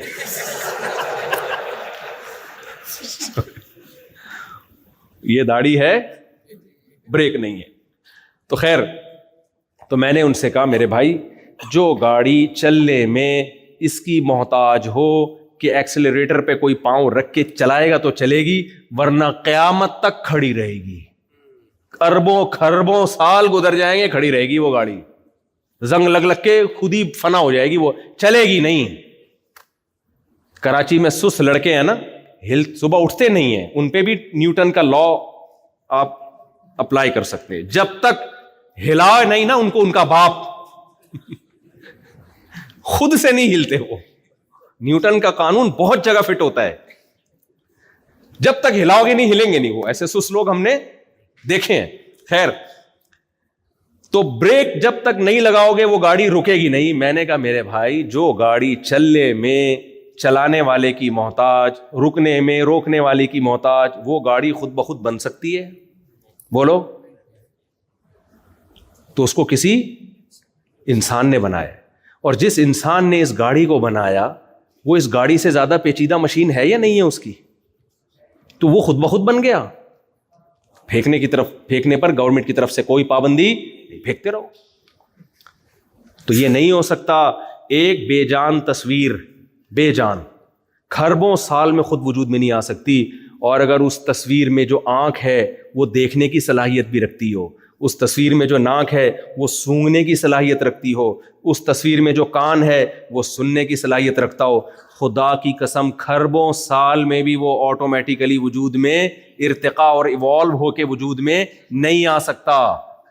تو اس لیے میں نے جو مثال شروع کی تھی، ابا کو اگر کہو گے نا ابا قرآن میں تو یہ ہے کہ اف مت کرو، تھپڑ کا تو نہیں ہے، اور تقریریں جھاڑ دو، تو سب کی سمجھ میں آ جائے گا، ابا کی سمجھ میں نہیں آئے گا. ابا نہیں مانے گا آپ کے اس فلسفے کو. اس لیے میرے بھائی آپ ڈاروین کو بیچ میں لا کے کہ ہم بندر سے آٹومیٹیکلی بن گئے اور پہلے ایک سیل وجود میں آیا، تو سارے سائنسدان بھی متاثر ہو سکتے ہیں، ساری دنیا بھی متاثر ہو سکتی ہے. لیکن اس بیس پہ اگر آپ اللہ کا انکار کرو گے تو اللہ آپ کے جرم کو معاف نہیں کرے گا. اللہ کہے گا میں نہیں چھوڑوں گا. اور کیسے بھائی؟ تو کمبخت جب تو پیدا ہوا تھا، پیدا ہوتے ہی ماں کی چھاتیوں میں دودھ جاری کر دیا میں نے، یہ بھی ایوالو ہوا ہے. ایسا حسن اتفاق، یہ لا آف چانس کے تحت کہتے ہیں نا، ہو رہا ہے سب کچھ law of chance, by chance ہو گیا. یار اتنا زبردست چانس ہو گیا. ماں روٹی کھاتی ہے، بچے کی آنکھ بنتی ہے، بچے کی ناک بنتی ہے، بچے کے کان بنتے ہیں. ادھر بچہ مارکیٹ میں آیا اور ادھر اسی روٹی سے دودھ بننا شروع، اور ماں کی چھاتیوں میں جا رہا ہے. بچے کو کچھ نہیں پتا، اس گھننے کو یہ پتا ہے دودھ کہاں سے ملے گا. گھننا سمجھتے ہو یار؟ اردو میں تو گھننا تو مشہور انڈیا کا لفظ ہے. گھننا اسے کہتے ہیں جو دیکھنے میں بیوقوف لگے وہ بہت ہوشیار. کچھ لوگ سوسائٹی میں ایسے ہوتے ہیں دیکھنے میں لگتا ہے بہت سادہ ہیں لیکن 1.5 ہوشیار ہوتے ہیں. وہ انہیں کہا جاتا ہے بھائی بیوقوف نہیں ہے, گھننا ہے. صحیح ہے نا؟ تو بچہ جب پیدا ہوتا ہے نا, کتنا بیوقوف نہیں ہوتا, گھننا ہوتا ہے, اسے کچھ نہیں پتا. جب چاہے گا پیشاب کر دے گا, جب چاہے گا پیمپر گندا کر دے گا, کیونکہ ٹینشن کس نے اٹھانی ہے؟ ماں باپ نے. لیکن اس گھننے کو یہ پتا ہے بھوک لگے گی تو دودھ کہاں سے ملے گا. سمجھ رہے ہو کہ نہیں سمجھ رہے؟ وہ گھننا جاتا ہے ماں کی چھاتیوں کی طرف پیدا ہوتے ہی. یہ سافٹ ویئر کیسے انسٹال ہو گئے آٹومیٹیکلی میرے بھائی؟ تو کوئی ہے بنانے والا, اور وہ بنانے والا ہم سے کیا چاہتا ہے. تو یہ بات دھرو راٹھی پہ شروع ہوئی تھی, تو مقصد دھرو راٹھی صاحب کا مذاق اڑانا نہیں ہے. مجھے بھی بہت کچھ سیکھنے کا موقع ملتا ہے. جب سائنسی نالج ہمیں چاہیے ہوتی ہے تو ظاہر ہے ہم بھی پھر یہی یوٹیوب کے یہ والے کلپ دیکھ رہے ہوتے ہیں. لیکن خدا کا انکار سائنس سے خدا کا وجود ثابت ہوتا ہے اگر کھوپڑی کو صحیح استعمال کیا جائے. اچھا, یہ لوگ ایک بات اکثر کہہ رہے ہوتے ہیں کہ دیکھیں سائنس تو پروف پہ جاتی ہے, جب تک مشاہدے سے کوئی چیز نظر نہیں آتی سائنس نہیں مانتی. یہ بھی ڈرامے بازی ہے. دیکھو, ہمیں سائنسدانوں نے دیکھ کے بتایا کہ ہائیڈروجن کے 2 مالیکیول اور آکسیجن کا ایک مل کے کیا بنتا ہے؟ پانی. مشاہدہ کس نے کیا؟ میں نے کیا کہ یہ مشاہدہ ہے؟ سائنسدانوں نے کیا. ہم نے بغیر مشاہدے کے یقین کر لیا. میں تو مانتا ہوں, قسم اٹھا کے بول سکتا ہوں کہ ہائیڈروجن کے 2 اور آکسیجن کا 1 مالیکیول سے پانی بنتا ہے. حالانکہ میں نے تو یہ ایکسپیریمنٹ نہیں کیا, نہ میں نے دیکھا. لیکن جنہوں نے دیکھا ہے مجھے ان کی صداقت پہ یقین ہے. دوسرے دلائل سے ان کا سچا ہونا ثابت ہے کہ یار اتنے سارے سائنسدان اتنے بڑے پھینکو تھوڑی ہو سکتے ہیں. بھائی امریکہ کا سائنٹسٹ بھی یہی کہہ رہا ہے, جاپان کا سائنسدان بھی یہ کہہ رہا ہے, تو اس کا مطلب سچ ہوگا یہ. تو میرے پاس جو یقینی علم آیا یہ مشاہدے کی بیس پہ نہیں بلکہ مخبر صادق جس کو میں نے سچا سمجھا اس کی خبر پہ اعتماد کیا ہے. تو ہر شخص ہر چیز کا مشاہدہ نہیں کرتا. کچھ لوگ مشاہدہ کرتے ہیں, دلائل سے ان کا اگر سچا ہونا ثابت ہو جائے تو ہمیں ان کے مشاہدے پر یقین کرنا پڑتا ہے. میں نے جنت اور جہنم نہیں دیکھی, نہ ہم نے وحی کو اترتے ہوئے دیکھا. ہم نے محمد صلی اللہ علیہ وسلم کو کی تعلیمات دیکھی جس سے ہمیں یقین ہوا کہ محمد صلی اللہ علیہ وسلم دنیا میں آئے بھی ہے, اتنے لوگ ان کو فالو کر رہے ہیں. پھر ہم نے ان کی تعلیمات دیکھی, رمضان دیکھا, زکوٰۃ دیکھی ہم نے, اور حج دیکھا ہم نے, خاندانی نظام دیکھا, وراثت کے حکام دیکھے, نکاح طلاق کے حکام دیکھے, ایک فیملی سسٹم دیکھا, زنا کو اللیگل قرار دیا, شراب کو اللیگل قرار دیا, طہارت کے حکام. آپ اسلام کی تعلیمات میں ڈیپتھ میں گھستے چلے جائیں تو محمد صلی اللہ علیہ وسلم کی صداقت پہ یقین در یقین در یقین ہوتا چلا جائے گا. اور اللہ نے محمد صلی اللہ علیہ وسلم کے مقابلے کا کوئی چھوڑا ہی نہیں جس کو ہم نبی کے مقابلے میں لا کے کھڑا کریں کہ بھائی یہ میسنجر تھے یا یہ میسنجر تھے. نبی صلی اللہ علیہ وسلم کے مقابلے میں اللہ نے کسی کو پنپنے ہی نہیں دیا. تو ہمارے پاس تو خدا تک پہنچنے کے لیے محمد صلی اللہ علیہ وسلم کے سوا کوئی آپشن ہے ہی نہیں. تم محمد صلی اللہ علیہ وسلم کا جھوٹا ہونا ثابت کر دو معاذ اللہ, تو ہم آپ کو چھوڑ دیں گے, اور یہ ثابت ہو نہیں سکتا.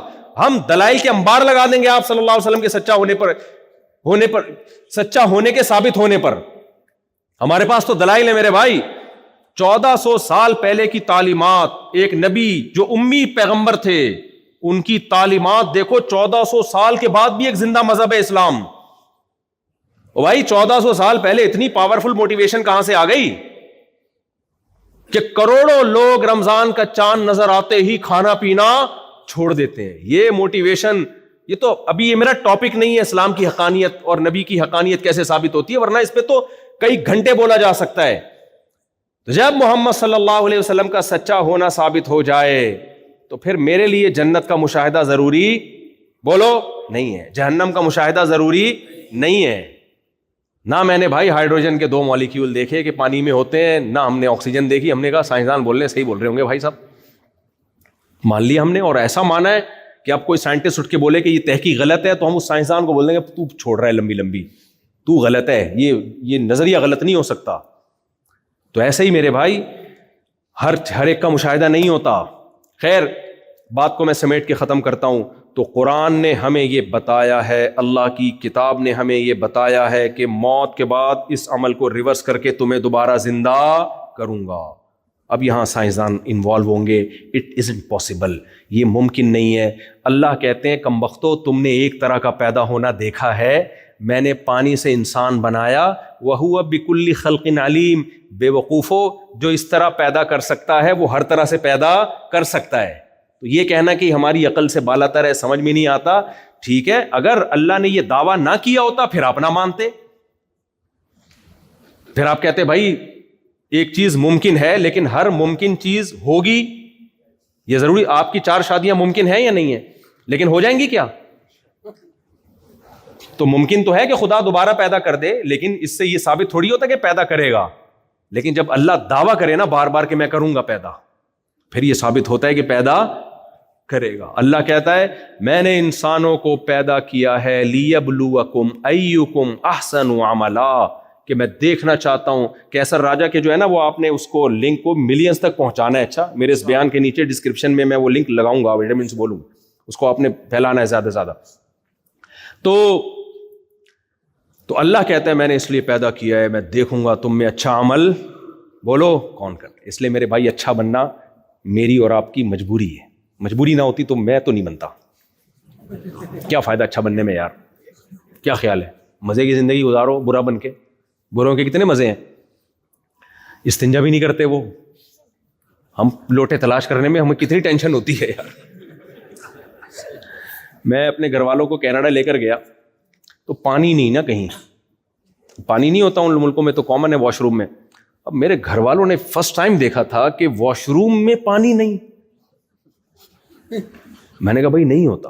وہ ان کو یقین نہیں آ رہا کہ نہیں بھائی غلطی سے وہ شاور لگانا بھول گئے ہوں گے, ان کو سمجھ میں ہی نہیں آ رہا نا. میں سمجھا رہا ہوں بھائی یہ غلطی سے نہیں ہے, نہیں ہوتا. وہ کہنے نہیں آپ مذاق کر رہے ہو, ایسا کیسے ہو سکتا ہے. بہت مشکل سے سمجھایا میں نے, نہیں ہوتا. بوتل لے کے جاؤ, لوٹا لے کے جاؤ. اچھا, ہم جب ہوٹل میں ٹھہرے تو جب باہر آئے نا تو دیکھا کہ وہ ہائٹ پہ نا شیشے کی بلڈنگ ہے, بندہ ہائٹ پہ چڑھا ہوا ہے لٹکا ہوا رسی سے اور شیشے صاف کر رہا ہے. ذرا سا گرے نا تو ہڈی پسلی بھی نہ ملے. میرے گھر والوں نے بولا جو چیز زیادہ ضروری ہے صاف کرنا اور آسان بھی ہے وہ کر نہیں رہے, اور جو اتنی ڈینجرس اس پہ لگے ہوئے. مجھے اتنی ہنسی ہے, میں نے خیر. تو لیبلوکم ایکم احسن عملا, اللہ دیکھنا چاہتا ہے تم میں اچھا عمل بولو کون کرتا ہے. تو اب آخری بات, بس سچی مچی کی آخری بات, تو میرے بھائی اچھا بنے بغیر ہمارا گزارا نہیں ہے, مجبوری ہے, ہمیں بننا پڑے گا. تو اب اچھے کی ڈیفینیشن کیا ہے؟ ایک ڈیفینیشن جو ہمارے آپ میں سے کسی کی بیوی بولتی ہوگی, کسی کے ابا بولتے ہوں گے, اللہ کہتے ہیں نہیں, آخرت میں حساب و کتاب میں نے لینا ہے, قانون میرا چلے گا.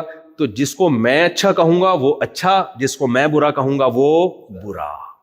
تو اللہ شراب پینے والے کو اچھا نہیں کہتا, اللہ زنا کرنے والے کو اچھا نہیں کہتا, اللہ نماز قضا کرنے والے کو اچھا نہیں کہتا. اللہ کی نظر میں داڑھی کٹانا اچھا ہے یا بڑھانا اچھا ہے؟ معذرت کے ساتھ بولو, بڑھانا اچھا ہے. بیگم اور یا آپ کی ہونے والی منگیتر تو کہے گی ہینڈسم اسمارٹ لگو گے, بالکل کلین شیو ہو کے آؤ. اس کی نظر میں داڑھی بری چیز, اللہ کی نظر میں اعفوا اللحا وقصوا الشوارب. اللہ نے اپنی نبی کی زبان سے کہلوایا داڑیاں بڑھاؤ اور مونچھیں کم کرو. کچھ لوگوں کی اتنی بڑی بڑی مونچھیں اور داڑھی بھی اتنی بڑی, مونچھیں بھی اتنی بڑی, سر کے بال بھی اتنے بڑے, لگتا ہے جھاڑیوں سے کوئی بندہ جھانک رہا ہے بھائی. تو یہ بھی حلیہ نہیں ہو بھائی. تو بغلوں کے بال صاف کرنے کا حکم, زیر ناف بال, کیونکہ اس کا صفائی سے تعلق ہے. داڑھی کو بڑھاؤ, جو چیز بڑھانی نہیں ہے وہ بڑھائے جا رہے ہیں. بغلیں بڑھتی چلی جا رہی ہیں, بڑھتی چلی جا رہی ہیں. تو اور اللہ نے, اللہ کی نظر میں زنا کرنے والا برا, نکاح کرنے والا بولو اچھا. ہماری سوسائٹی میں بیوہ عورتیں, طلاق یافتہ عورتوں کی زندگیاں برباد. مجھے یہاں کے حالات معلوم نہیں, لیکن ادھر کراچی پنجاب میں تو بیڑا غرق. اگر کوئی لڑکی 22 سال میں بیوہ ہو گئی نا, اس کا جوان شوہر تھا, ایکسیڈنٹ سے مر گیا, زندگی تباہ. آپ جاؤ مردوں کے سامنے 1000 تقریریں کرو بھائی، اس دیور کو بولو یار تو اپنی 22 سالہ بھابھی سے شادی کر لے دوسری، ایک ہی گھر میں رہتے ہو، اس کو ٹھکانہ مل جائے گا، اس کے بچوں کا تو ویسے ہی چاچا ہے باپ بن جائے گا، نہ نہیں مانے گا. بھینس کے آگے بین بجانے والی بات ہے. آپ سمجھاتے رہو، نہیں وہ ساری زندگی. اور رشتہ دار کیا کر رہے ہوتے ہیں؟ اس کو دلاسے دے رہے ہوتے ہیں، زکوٰۃ فطرانوں سے اس کی مدد کر رہے ہوتے ہیں. بھائی شریعت نے ایک بہترین حل بتایا ہے، زکوٰۃ کے بجائے کسی کی بیوی بناؤ. بیوی کو کھلاتا ہے انسان تو احسان نہیں سمجھا جاتا بھائی، یہ تو آپ کی رسپانسبلٹی ہے، آپ کی وائف ہے. بیگم تو بدماشی سے پیسے لیتی ہے، زکوٰۃ والا بدماشی سے مانگتا ہے. کبھی بیگم نے کہا کہ اللہ کے نام پہ 3 انڈے لیتے ہوئے آنا ہے؟ بیگم نے کہا کہ دیکھیں منع کے ابا آپ جا رہے ہو باہر، اللہ کے نام پہ 1 پاؤ دہی لیتے آئیں گے، میں آج میرا دہی کھانے. بیگم بدماشی سے مانگتی ہے. بھائی آپ کی شادی ہوئی ہے تو آپ پر ذمہ داری ہے، آپ منع تو کر کے دیکھو کہ آج انڈے نہیں کھاؤ. دیکھو اپنے باپ کو بلائے گی، اپنے بھائیوں کو بلائے گی. زکوٰۃ والا کہے گا بھائی اللہ کے نام پہ دے دو. تو ہمارے یہاں بیوہ کو زکاتیں دی جاتی ہے. اللہ نے عزت کا حل رکھا ہے، کسی کی بیوی بنا دو. کیا خیال ہے بھائی؟ مجال ہے، وہ ٹس سے مس ہو، وہ بدماش ہلے گا ہی نہیں اپنی جگہ سے. پھر یہاں آ جاتے ہیں، ابا نے منع کیا ہے تو میری اماں نے منع کیا ہے تو میرے خاندانی پرمپرا ہے. بھائی صاحب آدمی بنو، آدمی، پاجامہ نہیں بنو. مرد کسے کہتے ہیں؟ جو صحیح بات ہے اس کو فالو کرنا ہے میرے بھائی. لوگ مجھے کہتے ہیں کہ ہم اگر کریں گے تو خاندان سے ہمیں باہر نکال دیا جائے گا. یہ لطیفے میرے علاوہ کسی اور کے سامنے لطیفے مجھ سے سنا کرو، سنا یا نہیں کرو مجھے. خدا کے بندو، خاندان تو آباد ہی شادی سے ہوتا ہے. اگر تمہارا خاندان تمہیں نکال دے گا تو تمہاری جب 4 بیویاں ہوں گی اور بچے پیدا ہوں گے تو تمہارا جو خاندان ہے نا وہ تمہارے خاندان کا ایک پارٹ بن جائے گا. بہت گہری بات ہے، بہت گہری. اکیلے میں بیٹھ کے سوچنا سمجھ میں آئے گی. جس خاندان نے تمہیں نکالا ہے تھوڑے دنوں بعد وہ خاندان تمہارے خاندان کا ایک چھوٹا سا کیا ہوگا؟ پارٹ ہوگا. خاندان تو ہوگا ہی تمہارا. نہیں آئی میرا خیال ہے بات؟ تمہارے بیٹے ہوں گے، بیٹیاں ہوں گی، پوتے ہوں گے، داماد ہوں گے، تو خاندان تو کہتے ہیں اس کو ہے. 2 بچوں والا ہے اور ایک والی.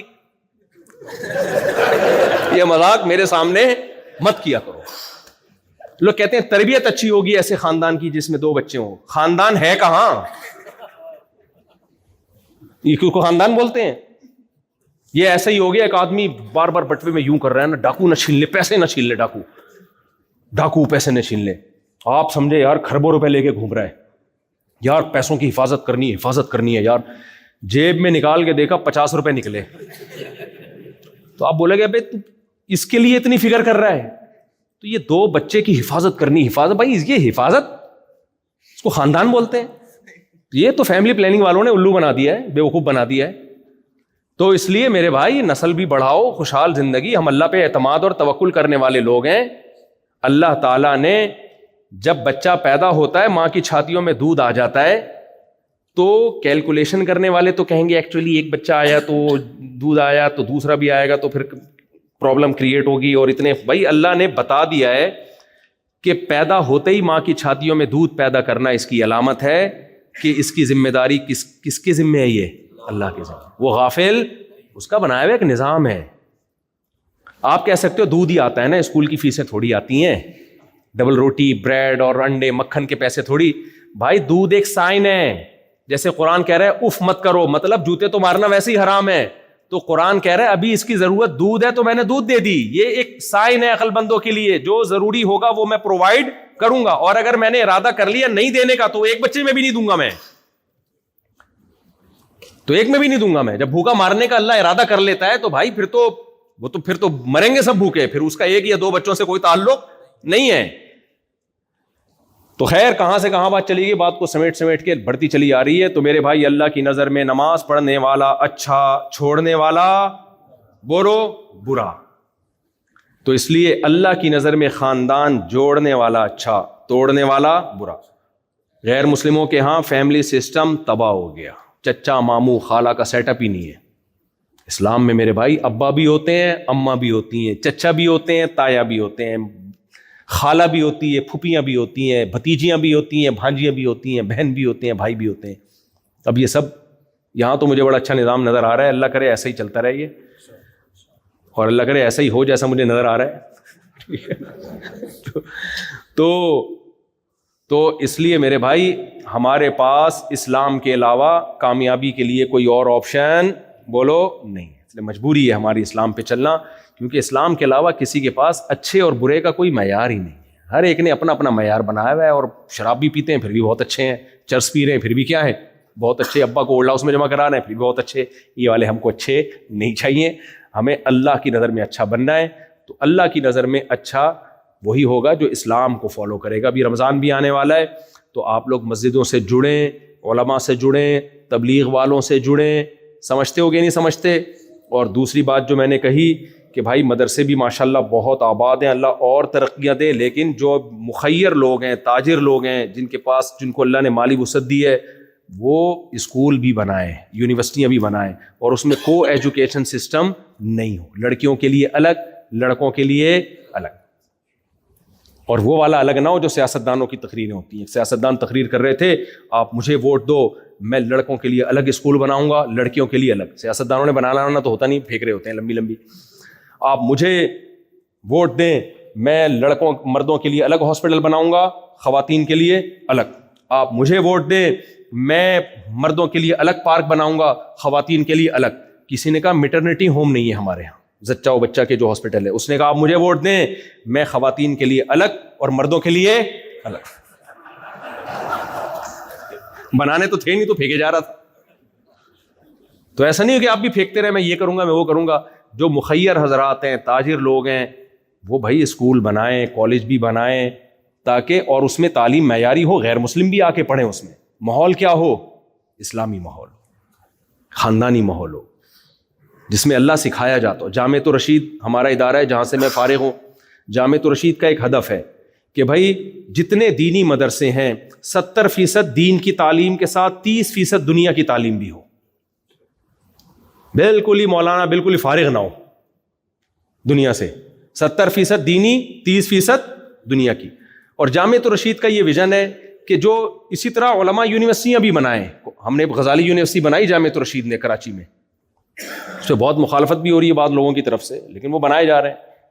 یہاں مجھے کسی نے بتایا جمعیت کے جو حضرات ہیں کافی محنت کر رہے ہیں وہ بہت ساری چیزوں میں, تو لوگ ان کو سرکاری مولاز, تو یہ ہمیں بھی وہاں تانے بہت ملتے ہیں. سرکاری لوگ ہیں, یہ بوٹ پالیشی ہیں, تو تانے ملتے رہیں گے.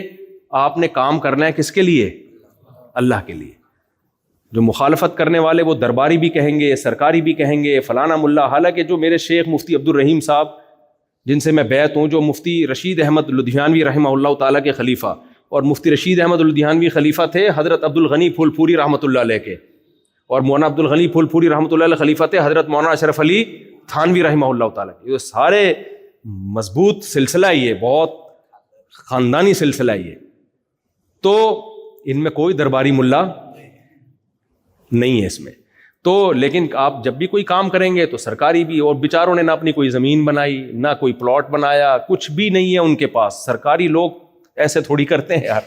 پھر وصیت کی ہوئی ہے میرے بچوں کا مدرسے کی انتظامیہ سے کوئی تعلق نہیں ہوگا, میرے بعد میرے بچے بھی محتمم نہیں بنیں گے. اتنا کچھ ثبوت کے بعد بھی کہیں ملتے ہوئے دیکھ لیں یہ سرکاری ہیں یہ درباری ہیں, تو یہ لوگ مخالفت کریں گے. لیکن آپ نے علماء کے ساتھ مل کے اسکول بھی بنانے ہیں, معیاری تعلیم و غیر مسلم بھی اپنے بچوں کو بھیجیں کہ یار انسان کا بچہ بنانا ہے تو یہاں بھیجو. تو اس میں جلدی سے بات سمیٹوں, مدرسے میں 70% دینی تعلیم, 30% دنیا کی, اور جو یونیورسٹیاں بنے, کالج بنے, اس میں 70% دنیا کی تعلیم کے ساتھ 30% دین کی تعلیم بھی ہو. سمجھتے ہو گیا نہیں سمجھتے؟ تو یہ پلاننگ کرنی ہے, سمجھ رہے ہو؟ اللہ تعالیٰ ہم, اور میرا جو بیان انٹرنیٹ پہ بھی جائے گا تو امریکہ میں, کینیڈا میں بھی جو لوگ بیان سن رہے ہیں, جاپان میں بھی, وہ بھی یہ پالیسی اختیار کریں. بھائی ہم نے دنیا سے کٹنا تھوڑی ہے, اپنے بچوں کو ہم نے ان اداروں میں بھی بھیجنا ہے. اللہ تعالیٰ ہمیں سمجھنے کی, عمل کی توفیق عطا فرمائے. الحمدللہ رب العالمین والعاقبۃ للمتقین والصلاۃ والسلام علی رسول الکریم وعلی آلہ وصحبہ اجمعین. اللہم انا نسألک من خیر ما سألک منہ نبیک محمد صلی اللہ علیہ وسلم ونعوذ بک من شر ما استعاذک منہ نبیک محمد صلی اللہ علیہ وسلم. انت المستعان وعلیک البلاغ ولا حول ولا قوة الا باللہ. صلی اللہ تعالی علی خیر خلقہ محمد وعلی آلہ وصحبہ اجمعین.